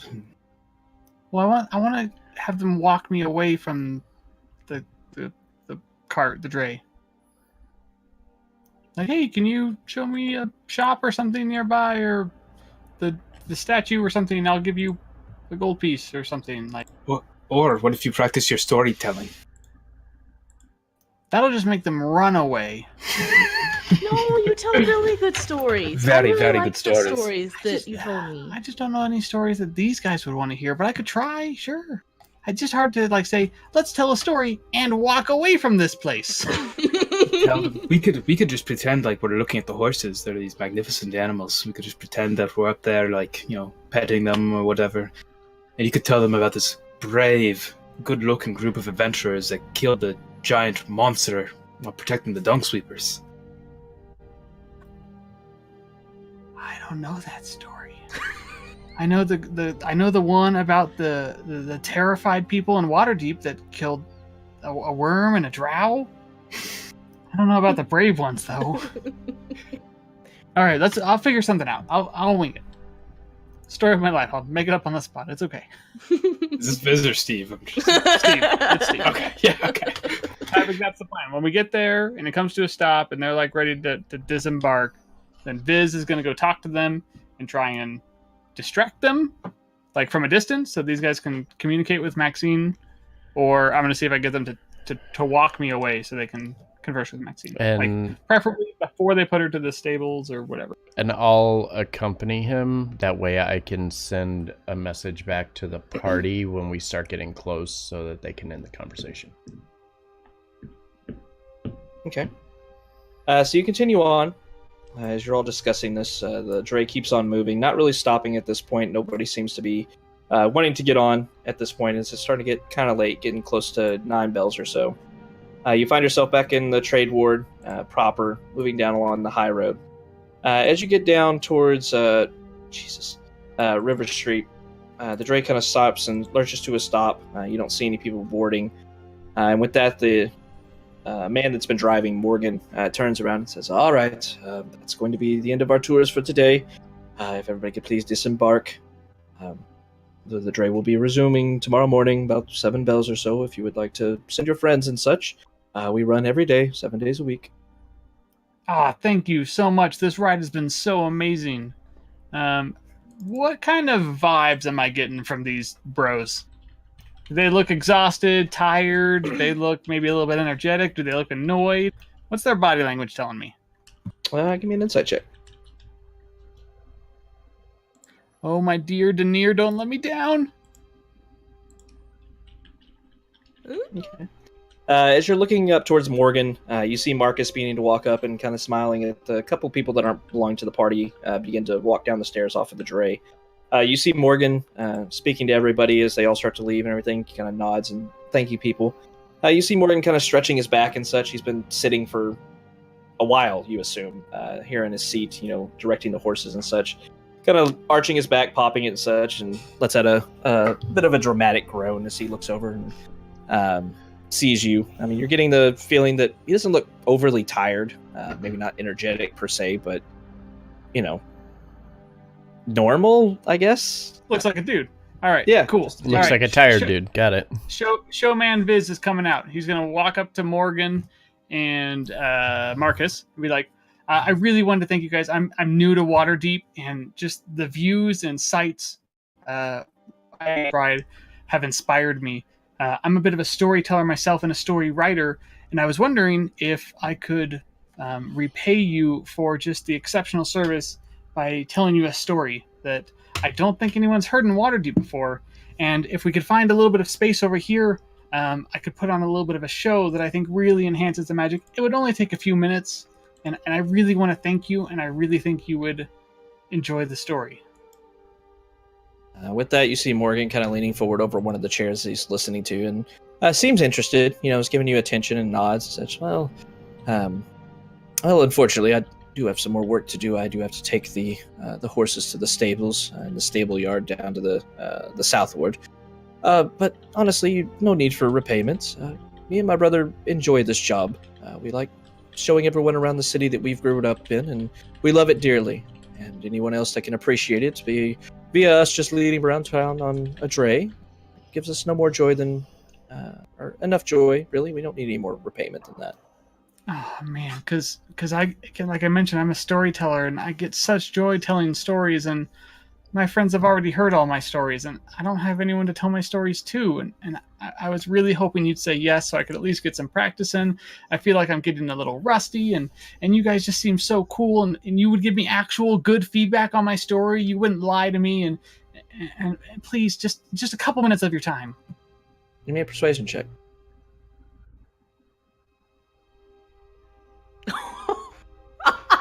With that, Morgan leans over. If they and don't look he's, convinced, I have guidance. With that, Morgan looks at you, and then he stands up and smiles. Says, "Well, I suppose that we can wait a few more minutes. Come on, let me get my brother real quick." As he moves down, he kind of looks at the rest of you. Says, "Come on, we need to get off the dray now." Yep. As all of you are walking down, you start walking down the stairs and setting off back into the street itself here on the high road. John, as you're walking by, you see Marcus kind of standing there looking at everybody. He nods. Says, Jimmelin, if you do have time, if you ever wanted to stop by and say hi, stop smiling. God damn it. It makes it really hard. It's like we don't generally get such nice people here, or at least ones that are so nice to have a conversation with. And I'm sure you hear this all the time, but you are a very beautiful young lady. So if you'd ever like to stop by, me and my brother go the same path every day. Sure. Yeah, I'll. Yeah. With that, he nods and smile. You see just a big smile across his face. And he's like, "Oh, excellent. I'll be seeing you then." And he looks back up, kind of smiling at you, and then motions for the others to get off. With that, you see Morgan walking over the edge. He says, "Marcus, fellow here apparently has a story for us. Wanted to perform it. I don't think we're worthy of such talents, but figure we could wait a few minutes." With that, Marcus smiles up and says, "Of course, if you think so, brother." And with that, they both exit off the dray, moving over to the side of it. Not very far. They're still within 10, 15 paces or so off to the side where the crowds aren't really bothering you. With that, Morgan and Marcus turn towards you and says, "Well, friend, what do you have to tell us?" I'm going to cast Prestidigitation. and I'm gonna make just these shadows start crawling on the walls, and you start seeing just this kind of eerie effect. Many, many years ago, there was a prince in charge of a castle, and this And prince, we're gonna go talk to the horse. All right. So as the story starts, the rest of you kind of look over and you see Marcus and Morgan are engrossed on Viz right now. So you make your way up to the front where you see two horses. The one, as you're looking towards the dray from the front, is on the right. Has this violet flower up behind her left ear. I'm gonna go around as if I'm like offer like the back of my hand to let him sniff, and then act like I'm gonna like try and pet them just a little bit. But I'm also gonna fish out the badge that I was given. So with that, like sort of like show it without being like, "Hey, look what I've got!" Right. And you're doing this the one with the both of them, or just the violet flower one? Well, I mean, they're side by side, right? Yeah, they're side by side, but it's like. I mean, I'm mostly like Not arm's focused reach. on the one with the violet flower. Yes. Okay. So as you move up, you see this horse, very large, just a draft horse, looking down at you, and its head kind of. Actually, can I even reach up to its? The way it's even currently pet it? standing, it's like No. 5.5 feet off the ground. You're not even close, but you see this horse kind of moving its head down, right in front of you, kind of looking down at you. You see a solid black eye kind of staring at you, and as you reach up, it willingly lets you scratch its nose, and then you kind of hold out the badge to the side, and about the time you're as it looks over and sees the pin. You see the horse raising its head back up and swivels its head side to side, almost looking around, and then lowers the head once again. And then you see the horse's mouth begin to move, and Are you words Maxine? are formed. Are Says, you yes, Maxine? I am Maxine. You are not one I've seen before, actually. Are you with the Harpers, then? Technically, nah. I mean, look at the badge. It's legit. We're here on their Yes. behalf. Yeah, that. This is. With I've never seen a talking horse before. This is so cool. With that, Maxine looks up at the rest of you, and then looks back down at John and says, well, you do have the symbol of the Harpers, so you must have been sent for my report. I'd be happy to give it to you if you'd like. Is this okay here? With that, Maxine looks around again and says, yes, the brothers aren't paying attention, and no one else can see me or hear me talking, since I am speaking in such a low voice. I think we'll be fine, and it won't take very long. Okay, go for it. With that, Maxine kind of horse nods and says, oh, very well. Yesterday I spied two women who couldn't shut up about their jewelry. They seemed to be in nefarious dealings by the amount of jewelry that they had. No one woman could, of course, afford that much by herself, even a noble. And at the very least, they need to be looked into for their gaudy expressions. A few hours back, I saw a man who would not remove his cloak, even though it was not very cold outside. Very suspicious. I dropped him off next to the Street of Bells up in the castle ward. She thanks for, and you see the horse tilting its head as if thanking, and then Maxine continues. A few days ago, there were people that I've had some information about that did board, and did seem to be a bit nefarious in their dealings.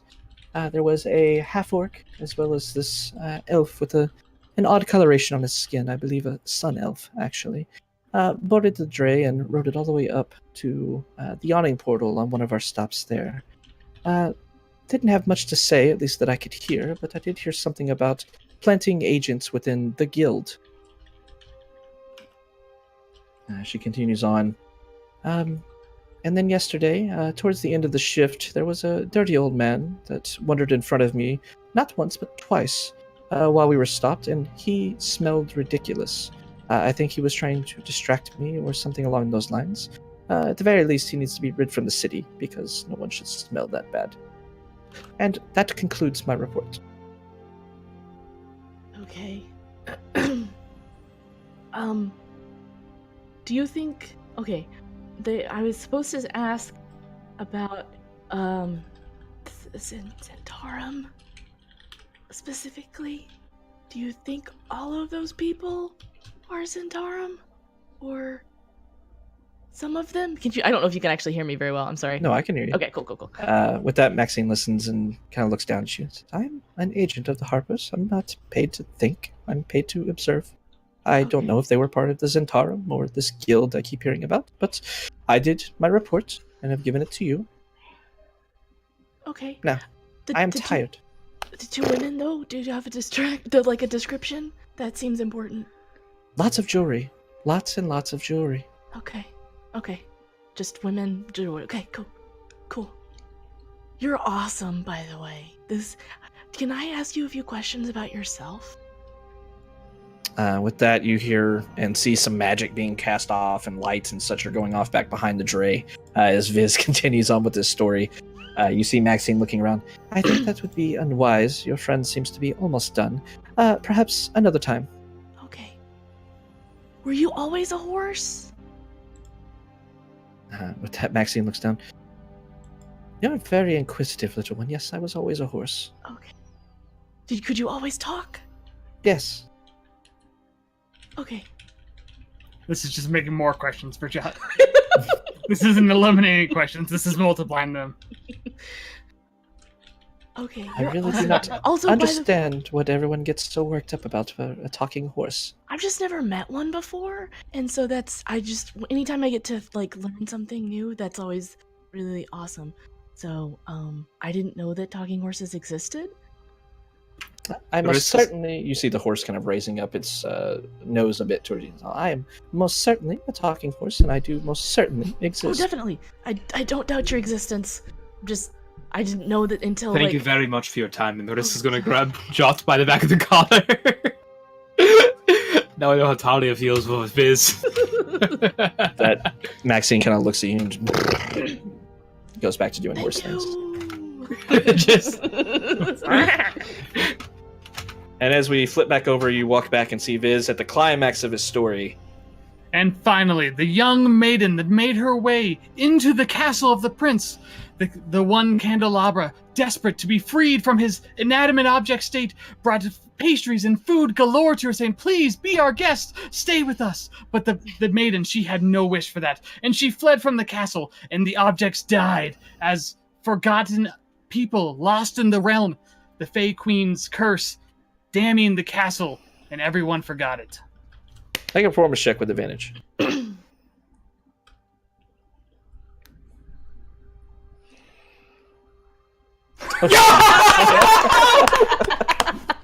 Okay. So as you walk back, Viz climaxing on this story. Oh God! Just climaxes all over this. All over the two brothers. Reaching the climax of the story, you see this flourish of gold sparks going out and such, just in more theatrics. Just all sorts of bullshit. As he finishes, the both brothers, looking up, just enraptured by this story, begin to clap back and forth, looking over at Viz. Say, that was marvelous, my friend, marvelous. Really, I never heard that story before between the prince, the fae, and those poor servants turned into objects. It's tragic, really. Yes, really. It's an amazing story. Yes, it's quite unfortunate, really, but such an extravagant story. Yes, you should do this more often. Do you inhabit any of the local taverns and such? No, we are currently restoring, or in the process of restoring, Trollskull Manor. He's gonna perform stand up there too. Yeah, I've been working on my stand up gig a lot. So with that, Morgan kind of nods, says, "Oh, Trollskull, I've heard of that one actually. Old, somewhat dilapidated manor up in the Northward, if I remember correctly." That's the basis of my stand-up routine. Is just you kind of suck, but then you get better. So that's kind of my whole shtick. With that, he laughs and says, "Oh, very well. Well, you said you're renovating it. Do you know when it will be open? Me and my brother would very much like to stop by." Jot is just sweating. My brother apparently very much so. We don't know for sure yet. We're working on procuring coin to. It's a lot of work. and it's in the nicer part of town, and so it's got to be really nice. And we're gonna have a tavern there, but a really classy kind of tavern. But when we get it open, we're gonna come find you. We're gonna find your Dre, and we're gonna get you guys in one night, no cover charge or anything. And I'm gonna buy you a round of drinks because you've let me practice my storytelling. And that's all I wanted, and I really appreciate it. You guys are really kind. Thank you so much. With that, Morgan kind of clasps you on the shoulder and says, yes, no, thank you. That was a thrilling story. And then Marcus walks up, and you see him kind of sheepishly looking over and says, is Jimlin with you? Will she be at the tavern when it reopens? Oh, yeah, probably. I mean, she's the brains behind everything. Like, she seriously, anything difficult we need done, she's the one to do it. I mean, she's really smart. She likes to get her hands dirty. She's really good with the machinery and things like that. Like, if you were to break something, she'd probably be the one to fix it. Like, if you needed to make any sort of improvements to your Dre. I would like to cover his mouth again. With that, you see Marcus kind of looking up and says, beauty and brains. Well, do expect us when Muleskull Manor is back open again. We will most certainly stop by. Awesome, thank you. So long, thank you. Have a good night, guys. And with that, they once again thank you, Viz, looking back over and kind of seeing the rest of the party there and shrug and walk over. You see them moving up to the front of the dray, directing it, and you see the dray moving as Morgan moves up to the horses and pulls Maxine and her fellow pull horse, or draft horse rather, over to the side of the road, seeming to park it, and unlatches them, and then you see Morgan and Marcus walking off to the south with the two horses in tow. And you have successfully been able to find and talk to Maxine and get information from her. Tell me about the horse. Tell me about the horse. Tell me about the horse. It was so cool. She could talk. I know we do that, but still. Does she speak common? Yes. What else does she speak? Okay, so she didn't really seem to want to talk very much. Does she have a Waterdeep accent? Kind of. But also like I've never thought about an accent being horsey, but she kind of had a horsey accent. Oh my god, this is amazing. I'm really sad. Can we come back and talk to her? She did say we could come back and talk to her. Did you give her a sugar cube? Did the other horse talk too? What was the other horse's name? The other horse didn't talk. But what's his name? I didn't get to ask. Is Maxine her? Is it a she? Yes. Is that her best friend? She didn't say. What did you ask her? She mostly just talked to me, and then when I tried to ask her some questions, she just was not very interested in questions, unfortunately. What else was more important than the fact that you were talking to a talking horse? I know! Oh, Harper things. Well, she was just kind of I'm giving you the report, and now I'm done talking to you. Yeah, I forgot there was a reason we were talking to the talking horse. Yeah. My bad, I'm sorry. I will be honest, though. We're a ways away from Maxine, right? Yeah, y'all are making your way up to the west over towards the Yawning Portal. Some of the stuff seemed a little just conspiracy theory. She just said there was a dirty old man that she thought was a bad guy, and she thought they should kick him out of the town. That just, I don't know. That seems a little far. Seriously, even the horses are racist here? This place is terrible. Was his name Bolo? She didn't know his name. She just said he was dirty and old and smelled very bad. Did she say what his race was? No. Sick. She also said there were two... This one cracks me up so much. Just two ladies, lots of jewelry, no other description whatsoever. And well, jewelry's kind of out of fashion right now, isn't it? Is it? I thought when we were talking about, because I remember when we were getting our tuxes, I was like, should I be decked out in gems? And the dude said nah, it's not cool right now. So maybe that's a thing. Maybe. None of it sound very evil, though. Yeah, maybe talking horses are just way more common than I would have thought. Because this is kind of underwhelming. And maybe it's just it's just a talking horse. She said she had always been a horse and always been able to talk. She did answer those questions. You can't ask a horse that question. Why not? I don't know, it just seems rude. Have you always been a horse? What if they weren't and they're really upset about it? What if you bring up some really traumatic memories about the time when they weren't a horse and they were a cat or something? Well, yeah, true. Maybe that's why she didn't like me very much.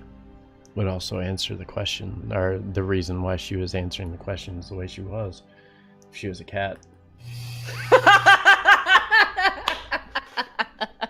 That is a solid point. Accurate. So should we go get some dinner at the Yawning Portal, and then As go you've been led along by the rest of the party, you look up and say, "Hey, we should go to the Yawning Portal," and you see the Yawning Portal in front of you. It appears suddenly before. Well, I'm just saying when we're done, should we go find Mert afterwards? I definitely remember his instructions on how to give the report to him. Totally remember it. Totally remember it. Honestly, I think he said he was going to be at the Yawning Portal. You did. I feel like he's like, Everyone's if just I'm- like, yeah. he's like, if I'm not here. No. He this- gave us a paper bird to write it down and send it back. Mhm. Shit, yeah. So you fill it out while we're at the Yawning Portal. Okay. Kai has it. I have it, yes. All right. So with that, walking back to the street, Jot telling everybody, or telling Viz mostly, as everyone else was present, about Maxine the horse, this wonderful enchanted creature seeming to be able to speak in the common tongue, even though that's definitely not heard of. That is definitely an extravagant sight. So Jot's excitement, as well as Viz's disappointment, is warranted. But with that, you find yourself at the doors to the Yawning Portal, and you make your way inside. As we get our favorite little 2 strings. Yay. 3 strings. Three strings. For how many strings? Load. All right, so as you make your way in, you see the Yawning Portal, as always, is raucous with activity. You see it's pretty busy tonight. You've come in a bit of the earlier hours of the evening, instead of your previous encounter being a little bit later. There's a lot of people here eating, drinking. Nobody on the Yawning Portal itself this time, unfortunately, even though you have seen one adventurer group go down there before. But with that, you move in. Once again, you see the normal patrons here and there. You see Bonnie, who notices you as soon as you walk in, as she does, kind of nodding to you all as you make your way towards your accustomed table. You see Durnan back behind the bar, just kind of cleaning a glass and staring at the patrons, as he usually does. You see a few people you recognize, some regulars that have been here before. But then up to the north, you do see the now known Zentarum agents seated at their table, kind of talking amongst each other and such. But not really paying too much attention. They don't seem to have noticed you sit down within the Yawning Portal itself. A few moments go by, and Bonnie rushes up to you, moving from over where she was over, and says, yes, my favorite group, here again. Usually don't come more than one day in a row. What can I get you? Actually, we've been here every day, haven't we? Have you? All 4 days that we've played. Oh, okay. Well, keeping the streak alive, are we? All right.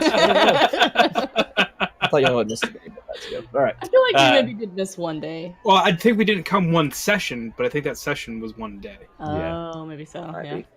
How did I not move you? Yeah. Yeah. Sure. Yeah. I moved myself. That's all that matters. Because we remind the players. It's fine. We went for dinner before the theater, and then the next session was Yeah, the theater. that's right. We did. Yep. Yeah, Oh, you're yeah, right. you're right. You're right. Yeah. So yeah, with that, Bonnie just like I said looks over and says, "Well, keeping the streak alive. I hope we're not spending too much money here, but of course, welcome to patronage. What'll it be tonight?"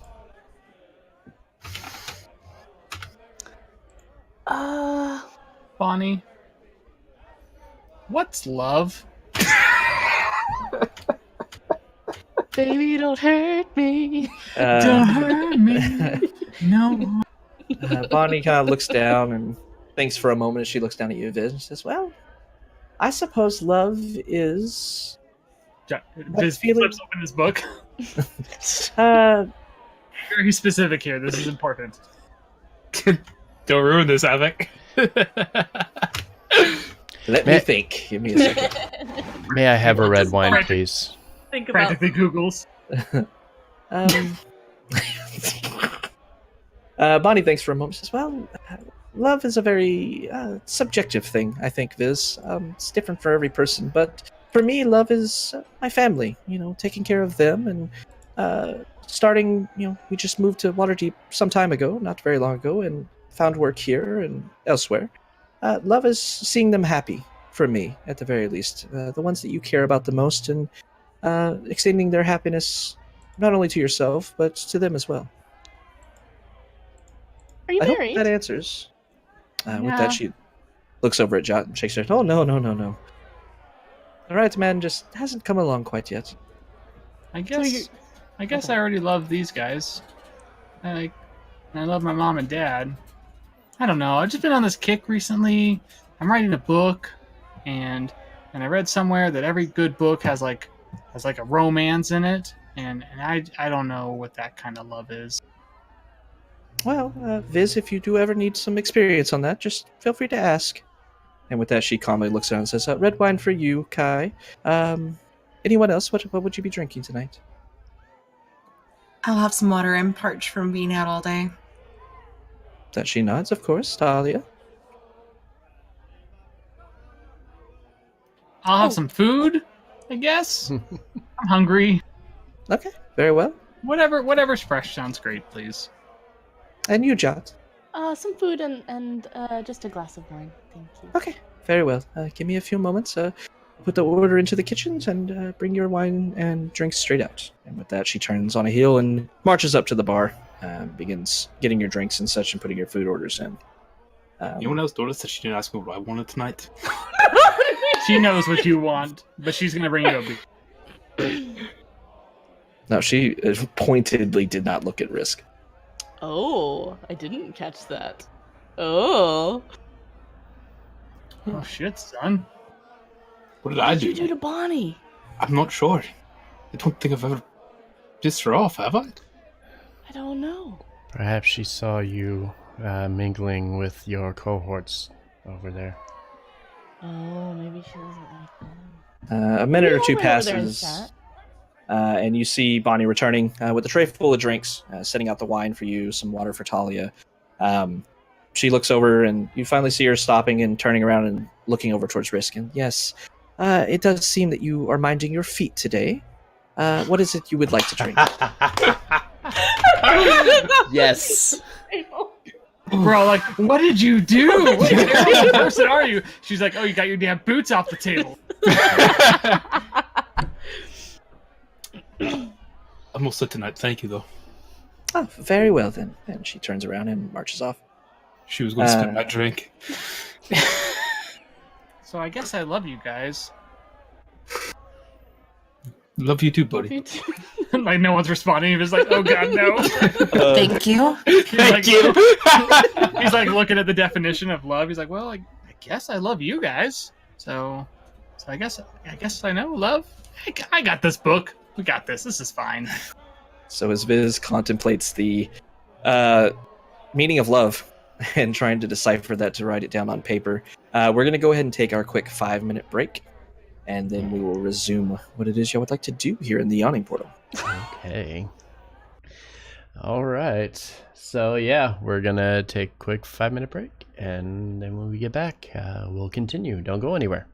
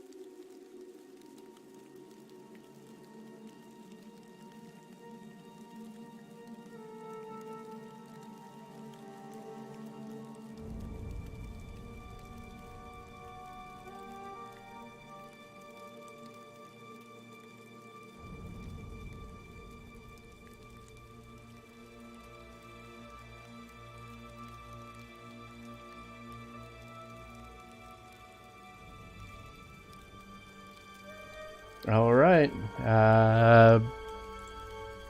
Coming back now from our little break here. Everybody's getting all settled back in. Thank you for being here.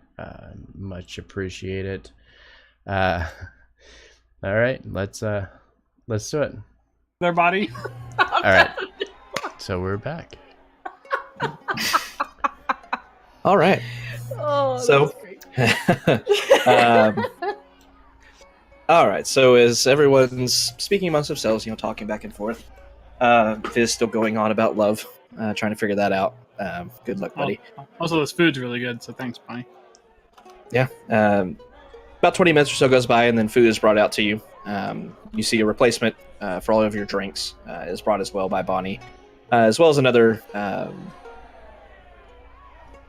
bartender? No.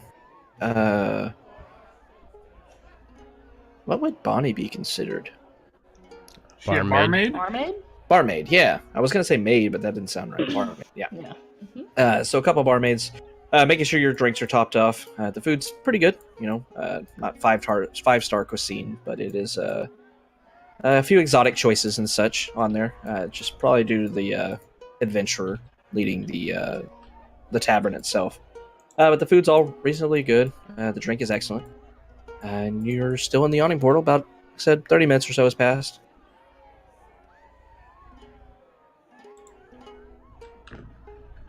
Go over towards Risk. I'm sorry, the audio cut out. What was just said?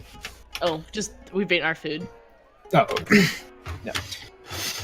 Do we want to go over as a group, or do you want me to go over alone, or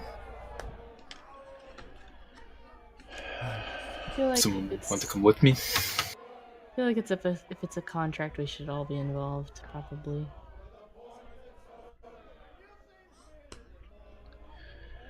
If you would like me to go with you, I'll go. I have no objections. I definitely don't want to go. So, Koi and I can go over, and we can bring the contract back to sign. No need to crowd the table, I suppose. Agreed. Thanks. So, Risk's gonna start walking over to the table of his friends. Acquaintances? Acquaintances is probably. a We're little your better. friends. They're not your friends. Good point. Good point, Fizz. And he's gonna sit down and very pointedly not put his feet on the table. Ah, he's learning. All right. I might sneeze. Bless you. All right, got that out of the way. So you make your way over. You see these, known to you at the very least, Zentarum agents, sitting here, and as Riss sits down at the table, they all kind of look over and nod towards you. Davil leans forward on the table, kind of crossing his hands, as he typically does when speaking. He says, welcome, my friends. I take it you've come back to take up Istrid on our offer. We have indeed. With that, Istrid looks over and says, very well. You see her looking over, this kind of satchel hanging in her hip, undoes it and pulls out a couple pieces of parchment, sets one out towards you, Risk. Says, that's the contract that will need to be signed by everyone agreeing to this. Once you have agreed to it, once again, as listed on the contract itself, you will have 3 months with a 10% flat interest rate. I've made it out for 2,500 gold, but we can edit that if you would like to take less. No more than 2,500, though. And of course, Alright. there will be a 10% flat interest rate on this.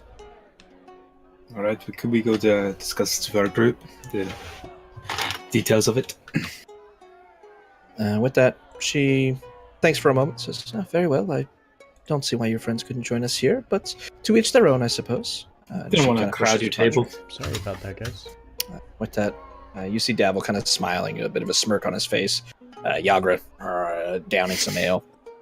With that, Istrid shrugs her shoulders, says, very well, and slides the contract towards you. Alright, so come back to the group and sit the contract down on the table. Do we have a handout for this contract? And No. it's It's 2,000. I thought we determined we 2,500. needed 25. 2,500. I thought Mhm. we Yeah, 25. needed more than that, like considerable. 1,300 more for. No, the- we need 13. Oh, I was thinking it was like 13,000. I was like, holy Oh, crap! no. What are we getting into here? I did the same thing. I originally thought that he said 25,000. Yeah, yeah. And I was like, oh god. And And that's then it's like 2,500. I was like, okay, it's and I did the opposite. less They're giving us horrifying. less money than I thought we were supposed to, or that I thought we were gonna get. when he brings it back over, I just want to read it thoroughly Mhm. and just with like, since I have some background of like scribing stuff, of like make sure that everything's like matches up with like vague knowledge that I may or may not have of like contract law and no like fine print clauses that seem sketchy. So as you're reading it over, it's very professionally done. Is the first thing you notice. This resembles very closely the deed that you had to get signed for Trollskull Manor.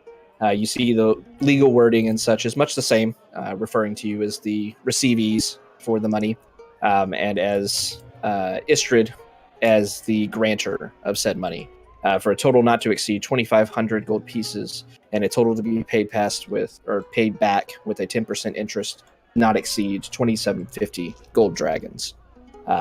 You already see, which you do know that loans are not like the deeds; they don't have to be properly signed by a magistrate in person and such. You do see a magistrate's signature on it, so basically this has been approved by a magistrate already with the seal. Signatures, whatever, but you do see the magistrate's seal on the paper as well. Thus, to your knowledge, making this a very legal document. Okay. Well, No weird Well, clauses or anything like that. it all looks above board. Do we want to take the full 2,500, or do we want to take less?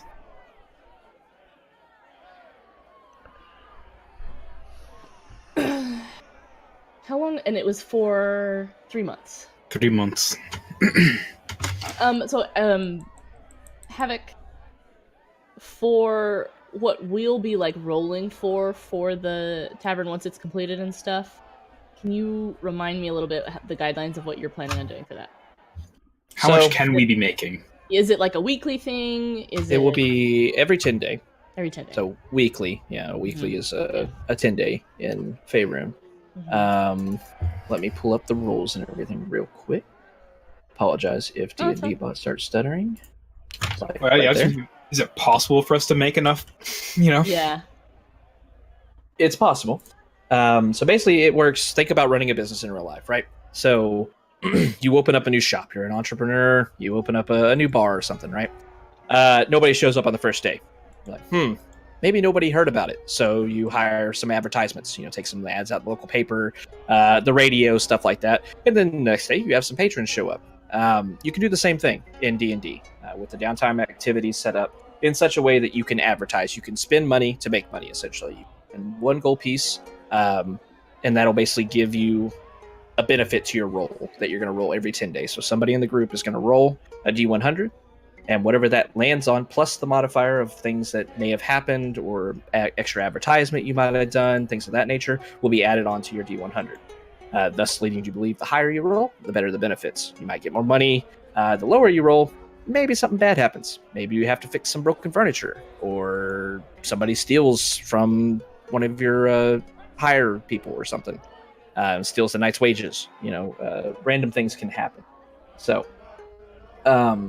running a business, basically, it'll be a D100 plus the days. We'll be doing a 10-day to start out, and then we'll kind of start probably expanding that a little bit longer as things kind of fall off and Trollskull becomes its own thing.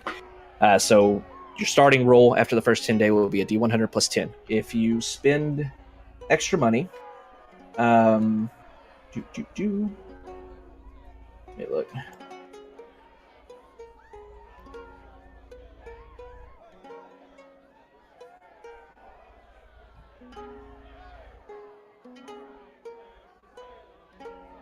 I think it's 1 gold piece per basically advertisement. I'll have to look it up again. It's just not in this table. But D100 plus 10 plus whatever else, or minus if something, untoward is happening. If you have like unpaid debts or you've pissed somebody off or something like that, that'll be a negative modifier as well. Essentially, according to that table, once you get to 41 or so on a D100 roll, you're paying for itself. You don't owe any money back into your business. Once you get above that, up to like 61 or so, you start getting money off of that. And then higher and higher you get from that, you'll get more money off the tavern. The max you're going to be able to get will be a rolled percentage, but you could be getting at least 200 gold per 10 day based on that roll. Is a month 30 days? Yes. So you said a max Ooh. of 200? No, based off that roll, it could be 200. The max would be 1,800. What would be average? Wait, no, not 1,800. 3d10, so it would be what, 300 per 10 day? Do I know how to math? Let me look. 30 is This 300. This is looking like it's gonna be real tough to play this off at the Yeah. moment. Because I care more about the average number versus the max, to be honest. I mean, that would be higher than average right there. Yeah. If you go by dice average, that's higher than average. So it's 3 weeks per month? I mean, if it's Yes. a 10-day and then 30 days, yeah. Yep. Yeah, so that's like $300 a month. Mm-hmm. 300 gold pieces a month. Is the average? That's the max. So Or that means the max ish. we can make in the time we have to pay this back is 2,700. That leaves us 50 short. No, The- I thought that was a week. 300 a week. Right. So It's 3d10 times 5 gold pieces per 10 day. So Yeah. max 30 times 5, which is 150, 50. Yeah. times so 3, which 1,000, would be 1,500 Yeah. for a month. 1,500 for a month is max. But if we're taking a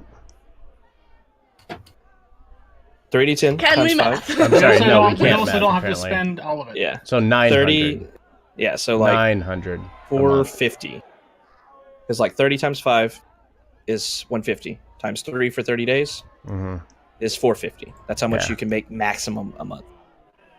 So it's not possible for this to pay it back with the business. With just the business, gonna have a hard time. But your adventures. Maybe I should start a side business of killing people. Like people put hits out on people and I murder them. I mean, so if we take this, we're going to need a lot more than jobs worth 5 gold a day. Yeah. And this is one business, by the way, so tavern. Now, Right. if y'all do something else, then obviously that will multiply the effects of gold gained. How profitable is the soft trade? I mean, Depends on the quality of your employees. you would have to do some. Well, honestly, Risk might know running prices, honestly. So, 1 second. Let me find this again. On a high quality where it place, goes it's through 2 my- gold per client per day. You know, you get 100 clients a day, you make about 200 gold a day.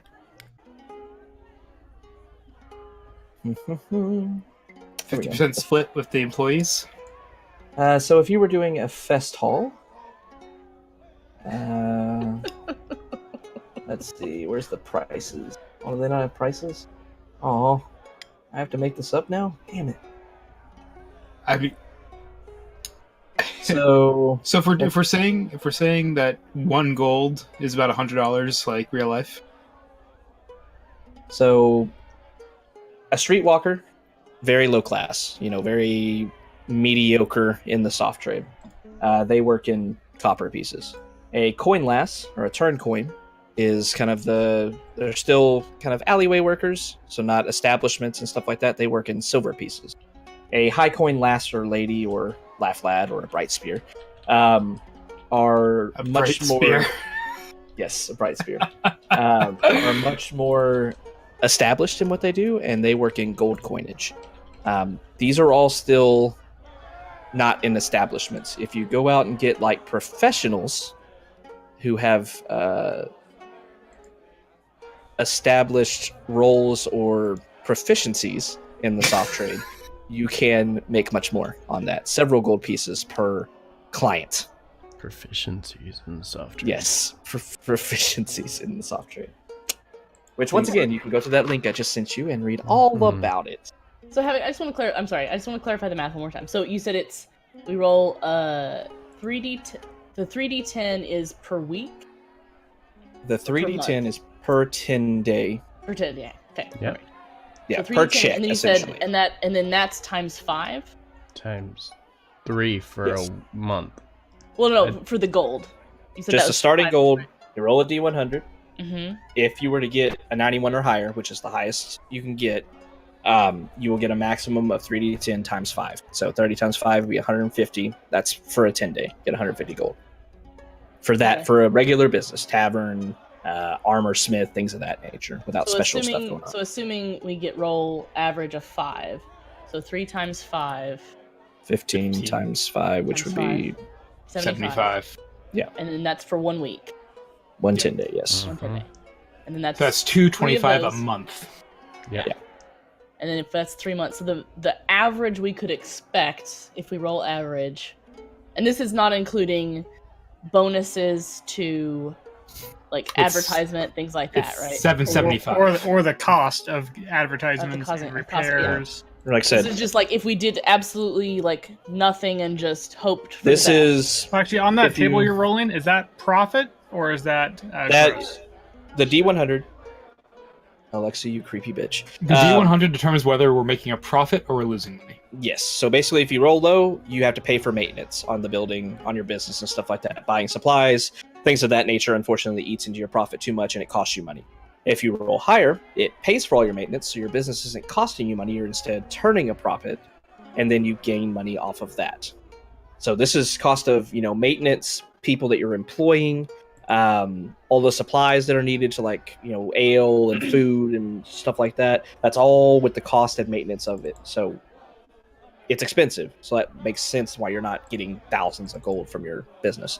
Now, that being said, if you do certain things like, say, grand opening, you're going to get a higher gold percentage off of that.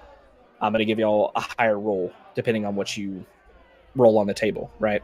Because you're going to have more than normal. This is straight average, a normal 10 day, right? So if you have events, if you have wine tasting day, and that brings in more haughty clientele and you make more money, we'll let you roll higher essentially for that. So you're not stuck with the table. The table is a guideline. The table is what we're going to use. Like y'all are off adventuring for a year. That's what table we're using while you're gone. Kai is just, doesn't care. It's gold again, this comes back to the conversation we had last session. It's nothing to him. So he hears 2,000 gold and he's just like, it's fine. We have no problem getting that. I think we can supplement our income by taking jobs as we have been. If we're- Biz is like mapping out like how many jobs he's gonna have to take and how many days he could go without buying food to pay back his debts and things like that. He's like, yeah, I guess we can manage. Yeah, we can figure this out. Sure. Because basically, assuming no bonuses, which we'll be getting some bonuses, like We've at got the about end a of the fourth month- of what we're going to need. It's gonna yeah, be we fine, would need right? 2,000 more gold. If we think we're falling behind, I mean, first of all, we don't have to spend all of the loan, right? We could save some Yeah. of it and not dump all of it, or we could blow it all and just be filthy rich, or we go and kill some people. We go to the sewers, we find those guys, we take their shit, and we sell it. It's gonna be fine. I think we can. We're gonna put that Spirit tea place out of business for sure with our dope ass coffee. We're fine. We got this. And so we're just talking just tavern. So if we were decided to do hey, we want to do a breakfast, we want to do meals at breakfast time, that's an additional source of income. Yeah, basically each job. So you got the tavern. Tavern is literally food and beer. That's it. Now, if you have an inn, if you offer out 1 or 2 of your rooms or something like that, or y'all live somewhere else or something like that, and offer all your Airbnb? rooms out, that's another one. So Okay. it's cumulative with the different things that you're offering.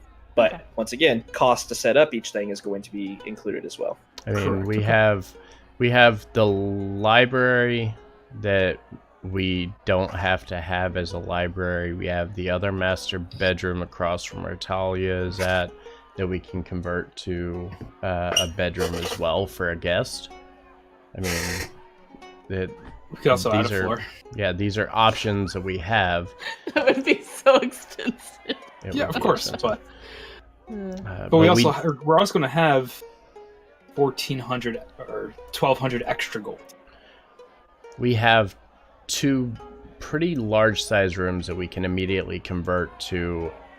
Like, the master bedroom could just be a master, like, that's like the suite of staying at the manor, where like the library is like bunk beds or things of that nature, where multiple people, if they just wanted to come and have a place to sleep, they drink too much in the bar and they are going to sleep it off, they could go upstairs and use the study or the library, and that's where like the bunk beds are, that kind of thing. So I think that my vote, so like talking out of character, but my vote is we take the money. We at some point over the course of the next week, well, are we playing? What, we at some point talk out of game about what we're going to do with the place. Mhm. Yeah.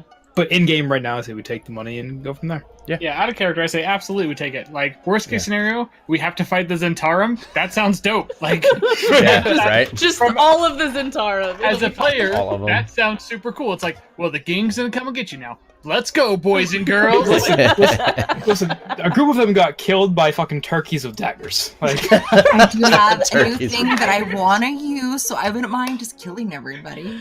she might do it right now. Like, we asked her to do it. As you would ask what Talia's doing, she might be out murdering everybody right now. it's like, side the paper, here's a gold, Talia kills you, work free, right? Yeah. Ta-da! Alright, let's go for it. Yeah. Alright.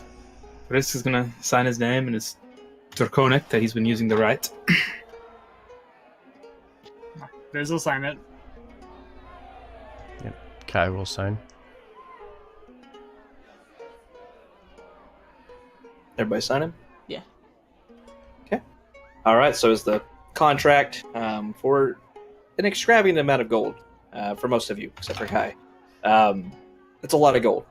And like I said, it puts it in perspective with that table, like 200, 400 a month is a lot of money. That's a super successful business. That's a lot of money. Granted, you are adventurers. You've heard tales of mountains of treasure and gold, thousands of dragons. And you hope one day to maybe do that, and this kind of money will be inconsequential. I don't But think any day I want to face thousands of dragons. So, with that, you pass the contract around, all of you, signing it in your own unique way. And then, Risk, you have it in your possession. I assume you're heading back up to hand it off to Istrid.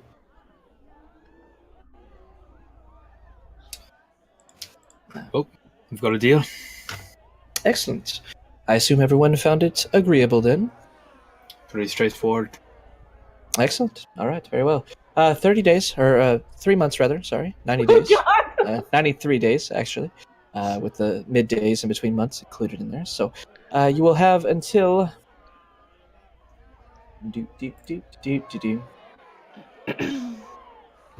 You will have until the middle of...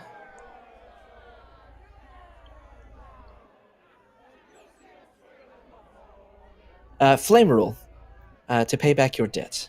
Once it is repaid, then everything will be squared away. I assure you that nothing untoward will happen. Until then, we honor all of our deals, as is expected of anyone who loans money. And we'll be seeing you hopefully before then. And good luck on your business adventures, Of course. endeavors.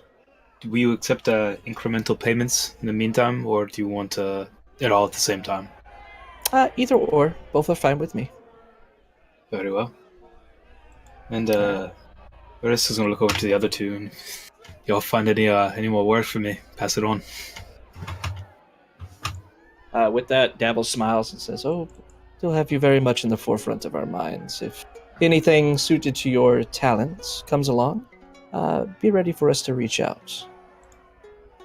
Perfect. Thank you for your help. The rest is go back to the table and just fucking Lupo S all over the goddamn place. As you're standing up, Istrid looks up at you and says, "Be expecting a messenger in the morning. He will have your payments, and then our business will be concluded for the time being." Perfect. In the meantime, did someone write down the note with the information for the Harpers? Not yet, but I will. Alright, we're going to have 2,500 gold in the morning. Never. If we make it to the morning, who knows what dangers lurk outside? I'm more concerned about the dangers inside, to be perfectly honest. Bonnie's not that bad. I was speaking more of the home with the ghost. Kai thinks it's fine. It'll be It's fine. fine. It's fine. Whew. It's more money than I've ever had in my life. Probably combined. Same. Kai doesn't say anything. Shall we go home? Yeah, I guess let's close out our tab Yes. and head out. Kind of want to talk to every person in this room that doesn't have a default token. Just be like, excuse me, do you have any work for us? DK, stop. You're going to keep on triggering our deaths. BRB, digging up level 5 adventures. I mean, it's All weird right. that there are multiple people in this room that look the same, but then there are some that just kind of look different. I just kind of want to talk to the ones that look different. Stop it. I didn't want to have just an entire Yawning Portal full of commoner I'm tokens, just- alright? I'm- Surprise! There's a troll again. Surprise. And suddenly troll. Alright, so with that, you all realize that you're about to become the benefactors of a large sum of golden dragons. Certainly help you on your endeavor to try to refashion and renovate Trollskull Manor. At the very least, getting the tavern reopened. So, with that, you finish your drinks and such, finishing up the last little morsels of your delicious food. Waving Bonnie down, she tells you it'll be 3 silver pieces for everything that you purchased tonight. A bit slower or a bit shorter tonight.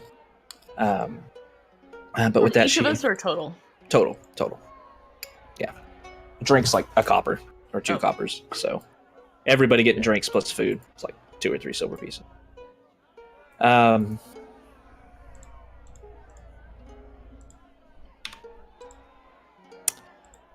Viz. Hi. As you're sitting at the table, Bonnie kind of telling you 3 silver pieces and such. Bonnie walks over to you and kind of doesn't necessarily lean down, but kind of stand next to you and says, "Viz, I was thinking about what you asked earlier about love and such. And if you ever wanted to..."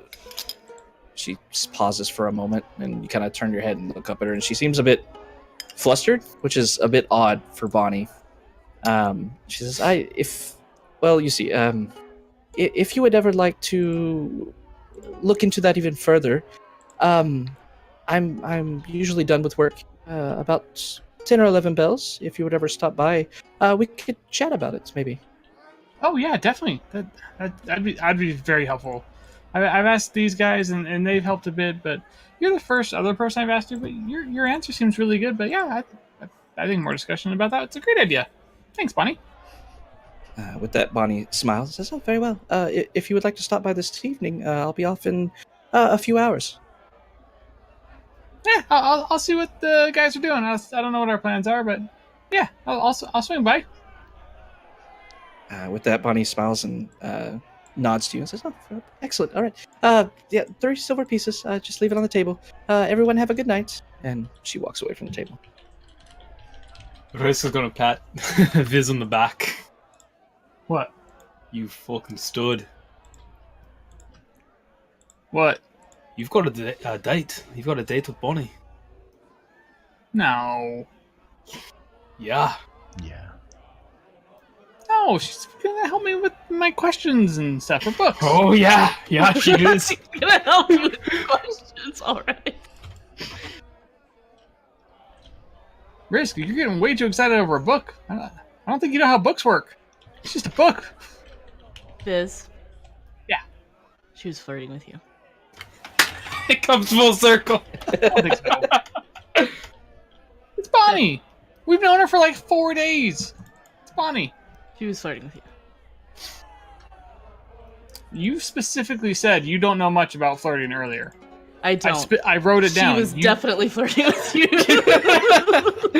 See, I wrote it down right here. It says, Jot says she doesn't know anything about flirting. So I don't think I trust your judgment. I don't think that was my wording. I think it was... It wasn't. I mean, Okay, yeah. She was flirting with you.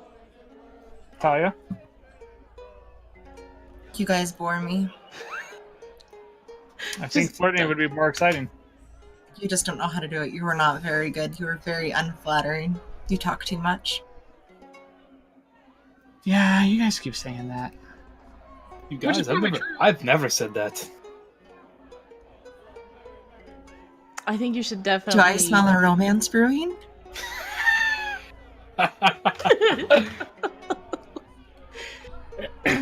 You should Well, if she was definitely flirting, meet then her. I definitely will not be coming back. No, you at have to. You 10 already to told 11. me I that. absolutely not. Nope. You Actually, told wait, her yes, you would be here. but Yes, you will be here. I said I would see what you guys are doing, and I Where also did you didn't say say- I'd come alone. You're Didn't a- say I'd come alone either. All night. Little changeling fighter babies. You're coming with me. Changeling fighter babies. You guys can come with. I didn't say I'd come alone. This is one you've got to do on your own, buddy. Nope. This sounds worse than the brain monster. And that thing almost killed me. Well, I guess Bonnie did save me after that. Mm-hmm. You kind of Nope, owe her. still terrifying. Nah, I gave her a lot of gold yesterday, so I feel like that makes up. Risk is going to lean back, and he's not going to put his feet on the table. He's going to lean back and kind of like wave at Durnan. You could really piss off Durnan. I mean, he's an employee of hers. He kind of cares about her. You can't stand her up now. Or if I do it wrong, then I never get to come back here again.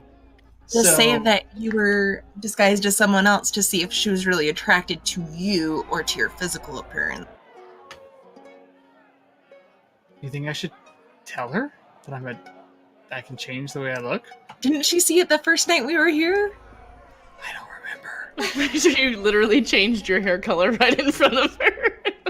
That's not like my whole appearance, though. That's just like one thing. That feels like a lot of commitment. This whole thing sounds terrifying. We should go home now. I'm uncomfortable. Yeah. I'm not ready for this. Okay. We don't. Awesome, I won't okay. make you. We won't Okay, make thanks. Thanks, Jot. I'm going to fucking make you. You told me. Oh no. Let's go. I mean, don't we... Jot, how's that letter Is she coming? still standing here? No, he said she walked off. Okay. I just saw her token. I was like, what the He's just literally just been I'm looking back and standing right forth and behind be him. Jot, how's that letter? I haven't started it yet. This Oh, is we very should start it. interesting. Okay. Yeah, Havoc, what time is it? It's about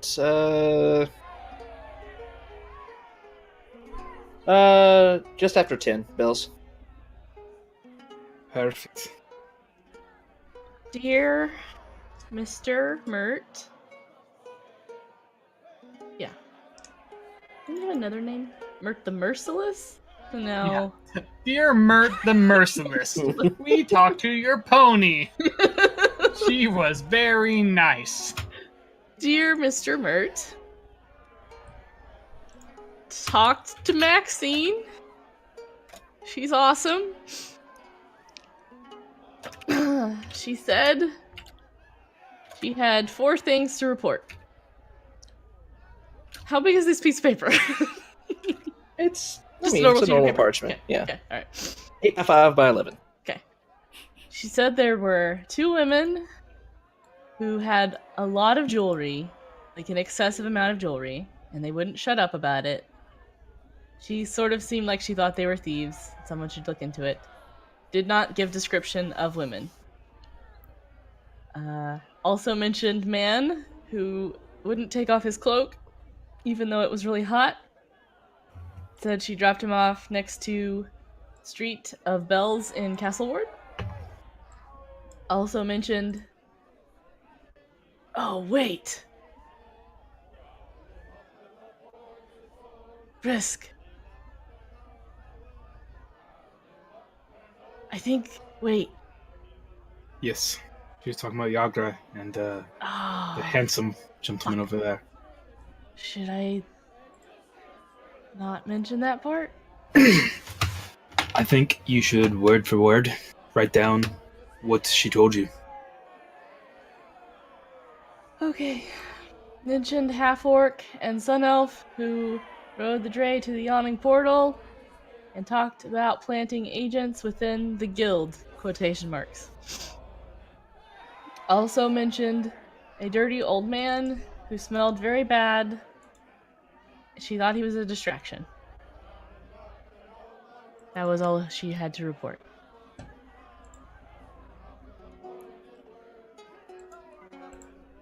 I don't know what else to say. I think that's perfect. Don't want to extrapolate our own ideas. We just want to give the information that was told to us. Okay, I think they're talking to each other. Never mind, I was like, you're muted. Talking to each other, okay. Okay. Signed. Should we all sign it, or? We really need a group name. I know. I can't think of anything that's polite. Yeah. Do you want to sign it? No. Just sign as your friends. Okay, that works. Your opera friends. I like it. Phantoms of the Opera. Ooh, that's really clever, Kai. I like that. I would like to sign it in giant since the opera was giant, right? Yeah. Thank you for the experience. But in Boy, giant. Havoc. Bye, Havoc. What? Your camera. camera. Pictures, Con. You're a dragon. We all die. Roll for initiative. Suddenly, an ancient red dragon appears. Just crawls out to the fucking Hey. outdoor. Hey. There we go. Discord hates us tonight. All of my Apparently. sessions been like choppy, like a skipped CD. So I'm like, babe, Mhm. recap me on what's happening, please. I Aw. can't hear. Sucks. Okay. Well, Maybe we should try a more central region because we're so spread This out. is literally on Central. It's on south for me. Yeah, it's south for me too. Oh, it is on South. Oh, yeah, this one. Switching over.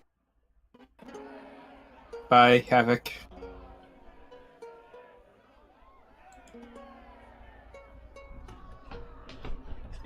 Hi. hey. Hi. It didn't like that. All right, we're on that now. Okay, so wrapping up and Yeah, I guess I'll. Heading You home. fold it into a paper bird, right, or something?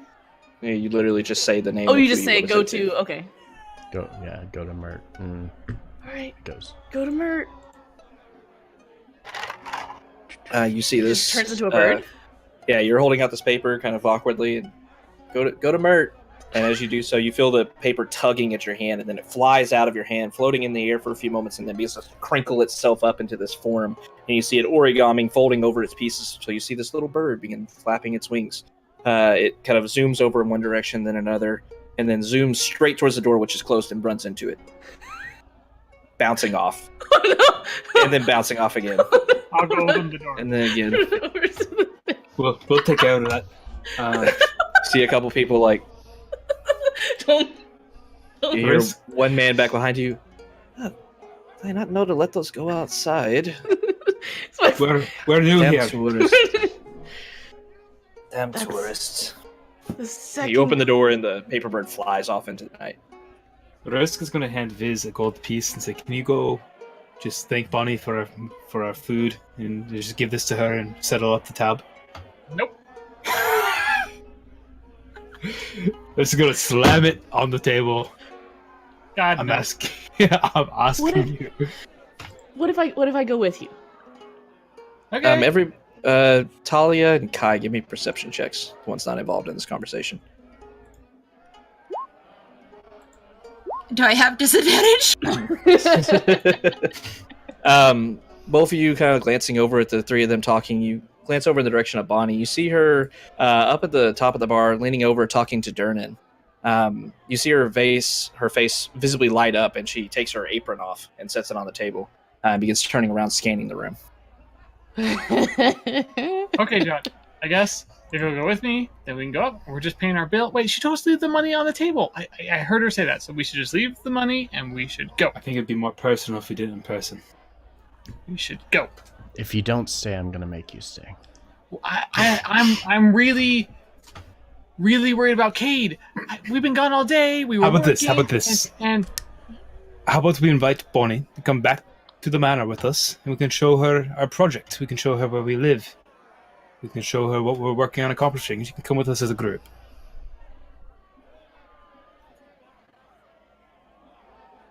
okay. Wait. Is she gonna be okay with that? I really don't want to hurt her feelings now. Now you guys have me all worried. I'm gonna hurt her feelings, and she's gonna be disappointed. And No. Did I mention I don't know what to do here? We'll be fine. This is research. Research for your book. Volo. Yeah. Volo? How much research did Volo have to do when he wrote his book? Maybe more, because he thought that house didn't have a ghost, and the house definitely has a ghost. So Oh, Viz, you're still here. Excellent. Viz. Bonnie comes walking up to you and looks over and says, I just talked to Durnan, and he said I can head off early tonight. do you want to come to our house? She kind of leans back a bit. She kind of blurted that out. And she's I like, mean, like Muleskull Manor. Like, I have a puppy. "Oh, I love dogs. Yes, That always works. She looks around at the group. Yes, if you would have me, I would love to. Here's a gold piece. She looks down and closes your hand. It doesn't work that way, Viz. I'm not that type of girl. Chris told me to give it to you, and he said if I didn't give it to you, he was gonna make me. Her eyes, her face straightens a bit, and she looks over at Risk. Of course he did. That was for dinner, Bonnie. That was for our meal. Oh, was it? No. And why did you have Viz purposely give it to me? Because I make bad That's just choices.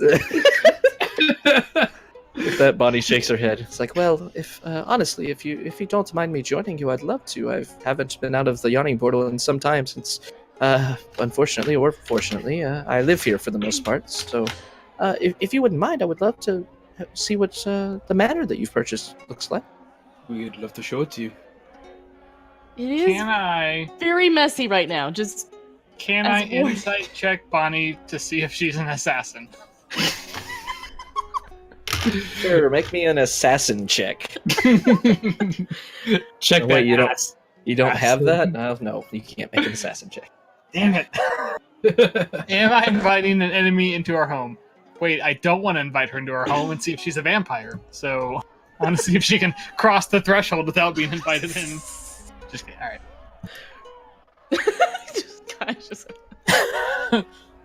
All right. Well, Bonnie, let's go to Muleskull Manor, or as we call it, home. oh, very well, Viz. Lead the way.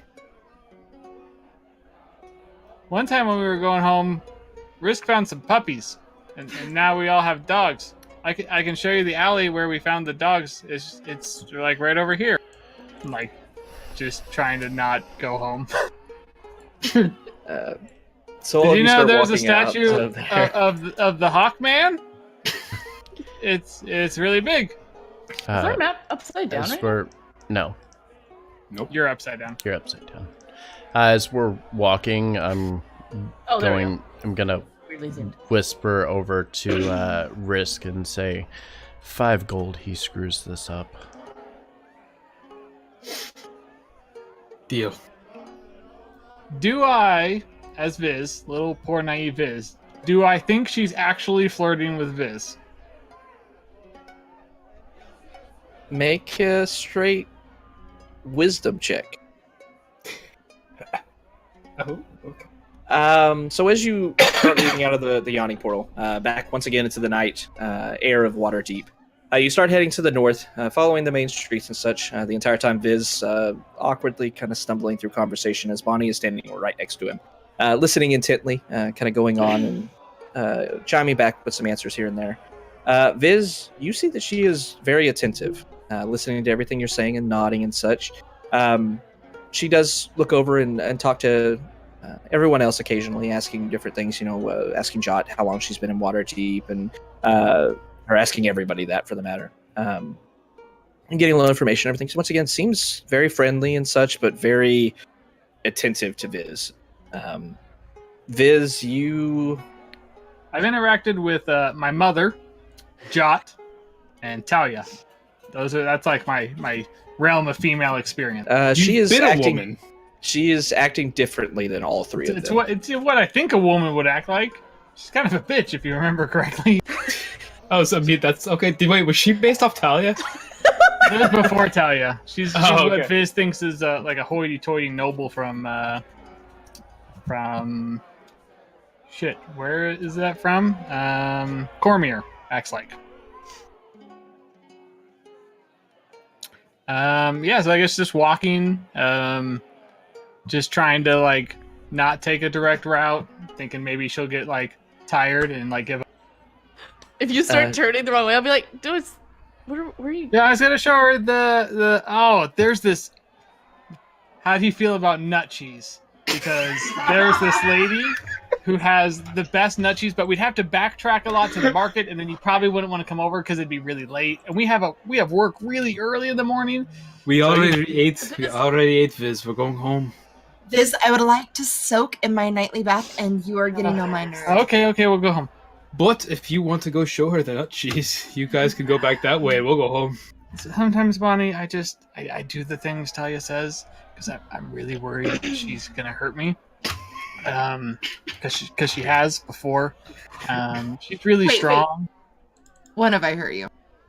Like I was telling this story earlier, and I was talking to this guy afterwards, and Talia like clamped her hand over my mouth really hard, and I was talking, and she doesn't like it when I talk too much, so I stopped.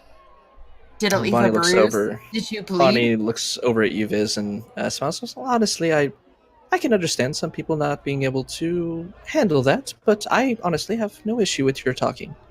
I cool. quite enjoy it, actually. Oh, so what's your story, Bonnie? I moved here about a year ago with my family, a couple sisters. We wanted a new life. We were born and raised on a farm, and it just didn't have the grandeur that we all wanted. So, where's your farm from? Are you from the Dalelands? no, actually, just outside of. God, I don't have a Sword Coast map. Just out a city called Yartar to the northeast. Maybe you've heard of it. I haven't. How many sisters did you say you have? 2, yes. What are their names? Yes, their names. Steve's getting back at me at the sentence. She's so enamored with Viz, she's just forgotten her own sister's One second. names. Oh, you guys are making me doing this. I'm doing this.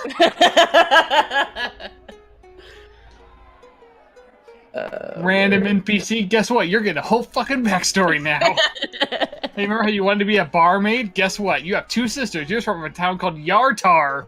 Tell me your hopes and aspirations. What are your parents' names? What's it like working for Durnan? Tell me about life with Durnan. Pretty soon, Havoc's gonna be like, nope, no father, no mother, nope, no An siblings. orphan? Also, born all here, my yeah. sisters died. I had amnesia up until about 3 months ago. Durnan took me in. My memory starts yesterday. Mysteriously, a rock falls from the sky, and Well, my Suddenly oldest she's sister's gone. name is Vaz, and my younger sister's name is Am. I'm the middle Baz. sister. Like B-A-Z? Ah, it's a great V-A-Z. name. Yeah, very Yeah. close to yours. Hmm, Yeah, yes, but pronounced the same. What was the younger sister's name? Am. That's really cool. But yes. What's it like working for Durnan? He seems, he seems, what's the way to describe Durnan? Like, Fucking cool. yeah, Stuck up. super old cool. man? No, like a lot. I think maybe he's a little extra, like kind of a big deal. Well, Durnan has a history, which I'm sure you've heard of, but despite his stony exterior, he's a quite nice gentleman. He offered me and my family work and homes to stay in for the time being until we get our feet under the ground for the most part. And what do you have to do in return? Well, I work as a barmaid. My two sisters help out with the kitchen, as well as keeping the stock up on ale and things of that nature. I felt like Talia would make a comment. No wonder the food's shitty, because Bonnie's a shitty waitress. No, she has been so good to you lately. She brought you salt water 2 days in a row. So Bonnie, what do you do for fun when you're not working? I know you said it's been busy recently. I haven't had much time for fun, unfortunately. Once again, the Yawning Portal is obviously a very busy establishment, so I haven't had a day off in, a couple months, actually. But I do like my work. I like meeting all the new people. There's some very interesting individuals that populate that tavern. But for fun, I mean, I like to just walk, see the scenery, things of that nature. Any of those patrons ghosts? That You she know, thinks is like that I know of. like spirits. Have you ever dealt with a ghost before? The only spirits I tend to are the whiskeys on tap, usually. Yeah, same. Me too. Hey, look, our house is just over here.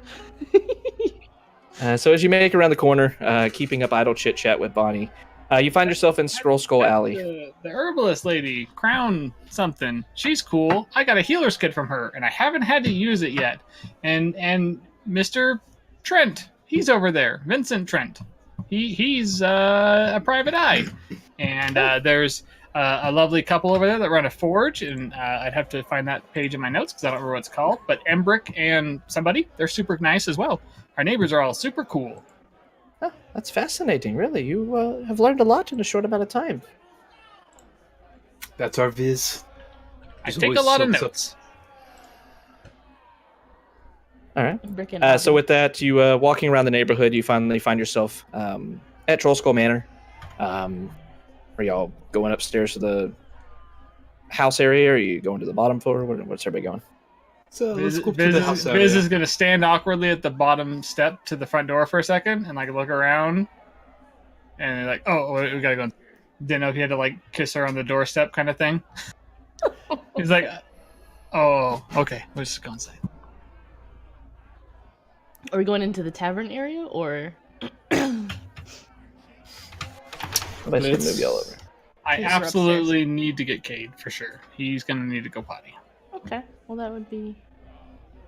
I don't know. So, but yeah, I'll bring Bonnie to the first floor and be like, look, it's really cool. If you want to hang out here, I'm gonna go get my dog. As you all walk into the first floor, assuming Unless it's you're all all staying on fire. together. It's Everybody's just staying together, or mashed y'all? bits. Yeah, it's fine. Well, yeah, like we're walking in together. Okay. So as you lead Have Bonnie a in, seat everything, on the broken chair. all of you realize at the last second that even with the unseen servant working for about 30 minutes, there was still a lot of broken furniture and such in this bottom floor. You realize it just too late as Bonnie walks in immediately after, just kind of looking around and says, oh, this is a very nice, it's a little dusty, could use a little work. And you see that she's looking directly over, and you see the pile of furniture is gone. Everything broken. It takes you a moment. You have to walk around the bar, and you see it piled back behind the bar. Everything was broken. All the tables and chairs and such that were tipped over or thrown about have been put back in their place and set upright. Everything has been cleaned. Yes, this is it is coming along. This is how we left it this morning. Absolutely, the way we left Yeah. it when we. Let walked me out this light morning. some torches. Mm-hmm. Just gonna make some light in here because I know how dark it gets. I'm gonna go start lighting the torch. As you light them up, the room once again is further. Look at everyone throwing Revealed. eyeballs. Kai starts Bonnie's heading just looking upstairs. around. She says, "Well, you're missing a few bar stools and such, but I'm sure you'll take care of it. I have nothing but faith in you based on your patronage at the Yawning Portal. You have a good basis to go off of, if nothing else." Yeah, there's this really we heard about this trend where you just like don't use chairs that maybe we were thinking about trying. It's just like you stand. It's or That's yoga very balls. interesting. I haven't heard about that, but I'd very be much interested to see how it goes. It's supposed to really increase the mingling in the crowd, and people kind of up and talking to each other and meeting each other. Kind of supposed to be a nice touch. That could be one good thing. You have to be careful with that, though. Some people do not get along too well, so more mingling may not be exactly what you're looking for, especially with the introduction of ale and things of that nature. But just my 2 cents, of course. You've got plenty of experience, so yeah, we definitely. If you had any, not like we're trying to compete with the Yawning Portal, but we'd appreciate your insight. Oh, of course. Anything for my friends. But first, Viz, you said you had a puppy. Yes, Viz, you should take her upstairs and get Cade. I'll bring Cade and Mama down. Actually, I need to go up to get Ollie too, so we should all go upstairs. okay. Agreed. And with that, you all start mingling back out. Kai already gone up to his room. Heading upstairs. Put Bonnie out the following torches first that I just lit. Snuff out the torches so the building doesn't fucking catch on fire. God damn it, Risk. Alright, let's go upstairs. When they walk into his room, I just want to like lean up against the door, just keep it closed. How's Mama Dog? Because Mama Dog hangs out in the common room, right? Mom and Dog's, as you're all making up, Kai, you saw her laying next to the door at the top of the stairs. She kind of looks at you and lets you pass by, obviously hearing the others. And as everybody else gets up and up into the common room, you see Mama Dog just kind of looking at you all as you move in, and then sees Bonnie. You see her lowering her head a bit and stands up and walks over to her and smells her.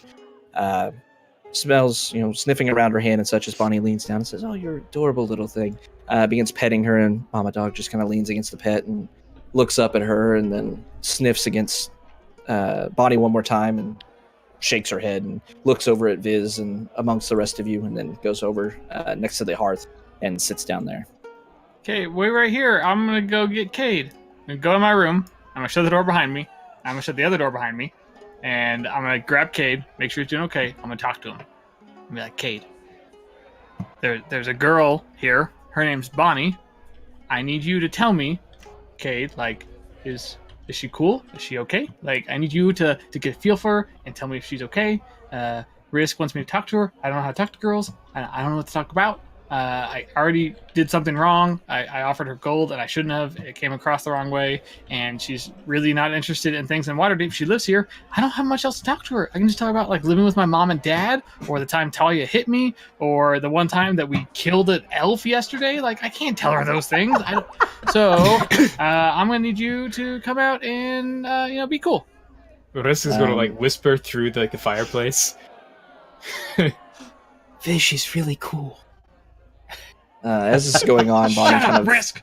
awkwardly standing inside the common room, leans over to Jot and says, "Viz is very shy, it seems." Be nice to him. Oh, of course, I wouldn't dream anything else. He's been the nicest out of your entire table. No offense, of course. That's fair. He is probably the nicest of any of us. I did notice it, but I do say he's kind of grown on me a bit. He's always smiling, always writing in his book. It's quite adorable, really. You have you ever thought of working for anyone other than Durnan? We're gonna poach Durnan's employees. Yikes! Or your sister? Big I like yikes. Yagra. We can't do Bonnie this. Big thinks for a moment. yikes. Says, "Well, honestly, Durnan pays well, and he gives us me a free room. My sisters live elsewhere, but honestly, it's been a nice setup. I haven't been asked to leave or anything, so haven't really thought about it." Mm-hmm. Oh, Viz! Who was that young man? This Looking is at a Cade. dog. Yes, I can see that, silly. She walks over and begins. His name's Cade. I'm gonna put Cade down in front of her, and I'm gonna watch him like a hawk to see how he responds. Like, if dogs don't like her, I don't like her either. I'm gonna kick her out. So I'm exclusively watching Cade to see how Cade acts. All right. So Cade sat down on the ground. You see Bonnie squatting down, looking down at him, and kind of holds her hands out. And Cade straddles up that awkward puppy walk up to Bonnie and looks at her. And Bonnie kind of holds her hand out to pet him and sniffing at her hand, and then yelps once and then jumps over onto Bonnie. Begins like nuzzling into her as Bonnie picks Cade up, begins petting him. Cade is super excited. I'm just cracking up. This backfired. At Steve's dog. Yes. Very focused on the little dog.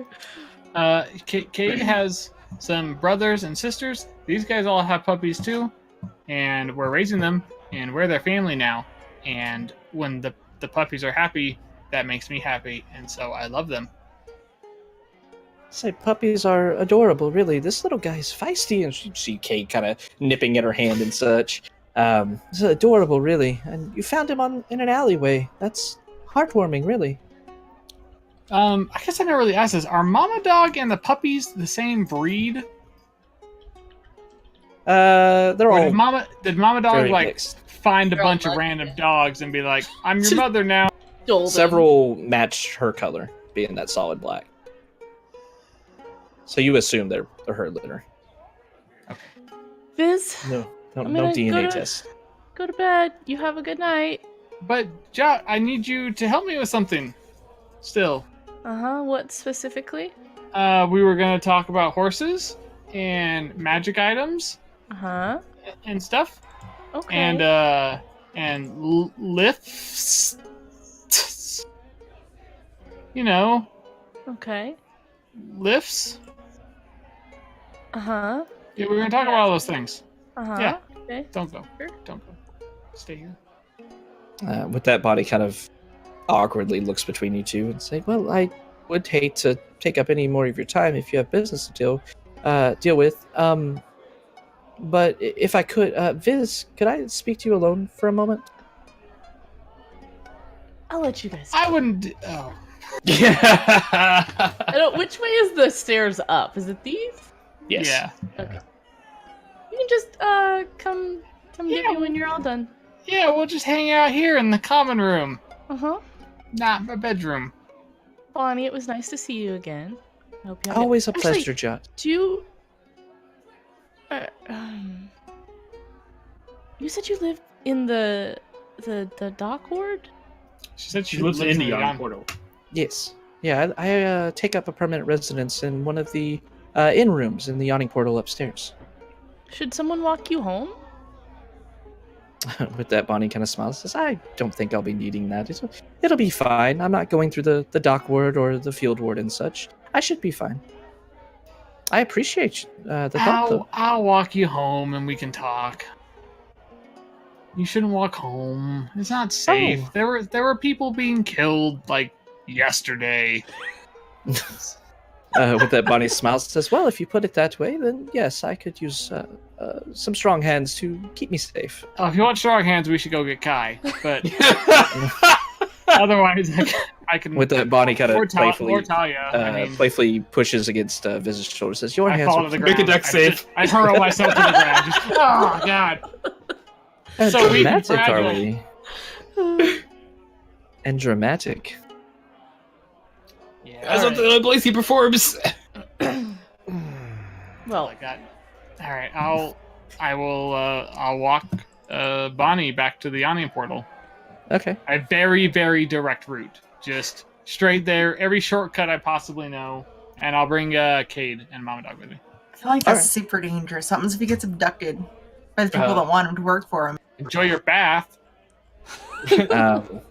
So as everybody leaving Viz to his fate, head back to your rooms, Viz, you take Bonnie and Cade and start heading back down to the south towards the Yawning Portal. As you walk for about 10 minutes or so, getting about halfway there, Bonnie looks over and, kind of silence has reigned for your walk thus far. And Bonnie looks over and says, "Viz, if you don't mind, I'd like to talk now, if possible. Yeah, of course. I can not talk. Okay.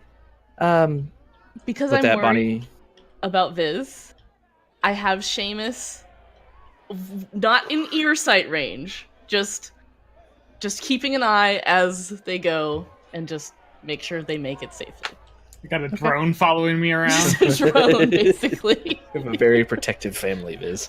All right, so with that, Bonnie, I was gonna go past Jot to do that, so I'm glad that. Steve whispered me and asked me to do I was like, please, someone. Otherwise, it's going to be up to Kate and Mama Dog to come back and be like, woof, woof. Biz isn't well. Viz on the well. well. Biz is in the sewers. So as Bonnie asked that, and you say, yeah, she stops, and you see her looking over to her left, and not quite an alleyway, but a small recess between buildings, and she says, I want to show you something, if you don't mind. I promise it's not I anything don't think weird. I'm ready. I don't. No, don't get the wrong idea. No, just you'll understand. Please come here. And she walks over into this alcove. I will walk in the alleyway behind her. Okay. As you do so, Bonnie turns around, her long skirts and such fluttering as she does so. And she says, so I remember the first day I met you. You were very kind, a little bit innocent, though I think you still are, which isn't a bad thing. Don't get me wrong. But I did notice some things, and well, she leans back, and as she does so, you see her skin begin to change and turn white. All through her, you see her body taking on a bit of a genderous look, and you recognize her as another changeling. Oh my god! I'm gonna drop my human form and take on my changeling appearance. With that, you see Bonnie looking at you, and she sighs heavily. She says, I thought so, but I wasn't sure. It's so rare to find another of our kind here. I apologize. There's like none of us. Oh my god! Don't let the Harpers find out that you're a changeling.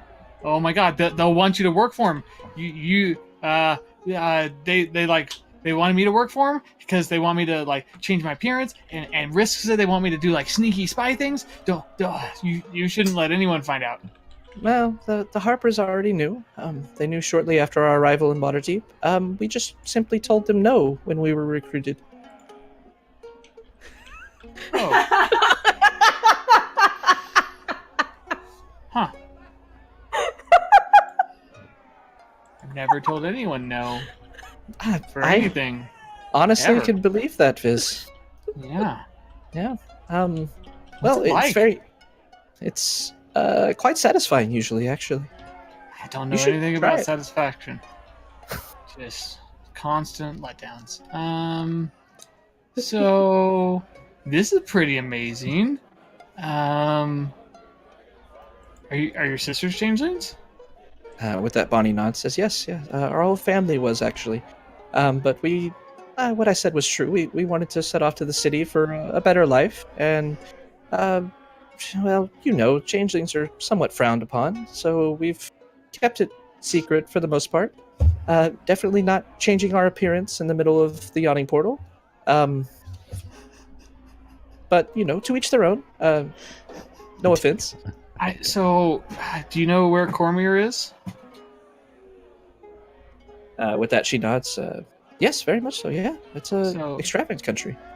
Yeah. So me and my mom and my dad, we were family, and my mom always taught me to use our racial abilities to express ourselves. You know, if we were feeling happy and joyous, then take on a happy and joyous occasion and, you know, appearance. And it wasn't until coming to Waterdeep where that wasn't okay. You know, we met a man with this really awesome mustache, and I had a mustache, and Jot and Risk were like, that's totally not normal to do that. And I was like, oh, all right. You know, I didn't realize there were so many different like social cues and things that were acceptable and weren't. I honestly didn't think there were any other changelings ever. Why do you stay as one persona for so long? Don't you want to experience other lives and other perspectives and see what it's like? With that, Bonnie, you see her eyes kind of pointed down as you went on about your upbringing and such, and she says, our upbringing was a bit different than yours. We didn't change our forms to express ourselves. It was a different life that we had to live. Honestly, I wasn't completely truthful. I did not grow up on a farm and such. It was actually in Neverwinter. Um, it was not the good part of town that we were born into, so our abilities were used to help us eat every night, assuming one form or another, talking to people and appearing as ones they knew and such, and asking for favors. It's not something I'm proud of course, and that's why we left, to make a better life. I'm really sorry you had to go through that. It sounds like Oh. Durnan's treating you really well, but is there anything that me or my friends can do? I know we can't fix difficult times you had in your life, but is there anything we can do to make your current life better? Is there something we can do to make sure no one else has to go through what you did? With that, Bonnie steps closer to you and kind of grasps one of your hands between both hers and says, honestly, being able to tell someone who and what I really am has brought me great joy. I'm sorry if I'm not showing it as much as you're used to, but staying as the human Bonnie for so long has been tiring, really. I kind of had forgotten everything else that had happened and what led me here, but after seeing you so open with your abilities and such, it inspired me that I had to at least let you know that you weren't alone here. There are other changelings, and at the very least, you now know. I hope that you would keep our secret safe. I would very much not like my sister's inconvenience by the knowledge. You understand, of course. Can I tell my family? With that, Bonnie thinks for a second. They all seem pretty upright. Risk needs some manners, but otherwise... Okay, good, because I don't think I could keep a secret from them anyway, so I'm really glad you said yes, because that was going to be really hard. I was going to have to move out and not agree to talk to them anymore and just, separate myself from them, so I'm really glad you said yes, because I don't think I could have kept it a secret from them. Other people, sure, but my family? I don't know. That would have been hard. With that, Bonnie smiles and says, I would never ask you to do something like that, Fizz. But you see her kind of peeking around the corner of the alcove and says, I do not want to cause a scene or anything like that if somebody walks by. And you see her kind of stepping away and leaning back, and her skin reverts back to its non-pearlescent form, this kind of peach-colored skin and red long hair going down her back. And she looks forward and says, I think I'll be able to make it the rest of the way back to the Yawning Portal alone, Viz. I do thank you for your time and for letting me share my secrets with you. Thank you, Bonnie. It means a lot. And I'm really nervous because I don't have a lot of... what's the word I'm looking for? Experience in the world. And Waterdeep's really hard compared to what I used to live. So thanks for confiding in me. It means a lot. And thank you for being kind to me and my friends. And it feels good to have friends. I never had friends before moving to Waterdeep. And now I have a family and I have friends, and it feels really good. So thanks, Bonnie. And then I'm going to hug her. As you reach out to hug her. 20 on my deck save. Okay. As you reach out to hug her. If she tries to stab me, I want to save that. That how this works? I don't think that's how that works. I'm about to get maced. As you lean forward to hug her, you see Bonnie open her arms and hugging you in a tight embrace, and she says, well, as you both part back away from each other, she says, well, I do appreciate it once again, and I appreciate you all, your family, being so kind to me at the Yawning Portal. And, well, maybe one day we can maybe figure out some of the experience you're missing. And she steps forward, and as she's gliding past you, she quickly reaches up and kisses you on the cheek, and then moves out of the alcove back down the street. Neat. Did Seamus see this? Yes, Fuck. Now I owe And this it's- 5 gold. in its entirety. All right. I make sure she gets back to the Yawning Portal safely. Like, even if I have to, like, tail her a little bit to Tail her. make sure she gets back safe. All right. So yeah, you tail her, kind of moving shadows and back and forth. At one point, you glance up at the sky and see a small owl following you. But you make it back, and Does a little like Uh, flip in the air. you do notice Bonnie kind of skipping her way back to the Yawning Portal. But she makes it back okay. No, nothing untoward happens to her or you as you head back to the Trollskull Manor. Jot, you're able to witness all of the events that just happened, but as of now, only you and Viz are privy to that knowledge.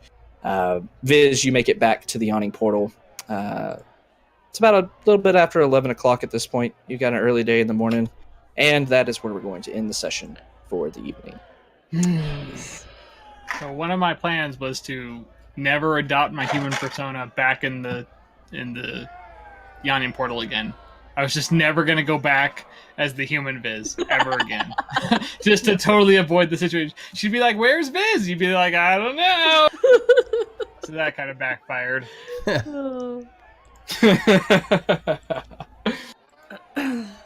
Hashtag the love story this episode.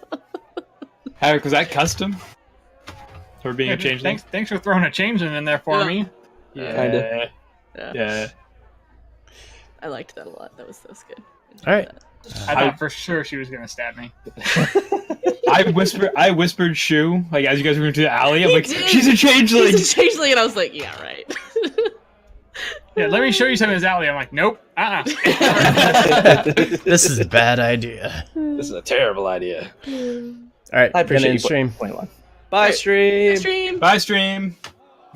All right. So that's going to do it for tonight. Thank you guys for tuning in. As always, let's see if there's anybody still on. I think Ren is on. Yeah, we're going to go and say hi to Ren. They're running their Dunes campaign.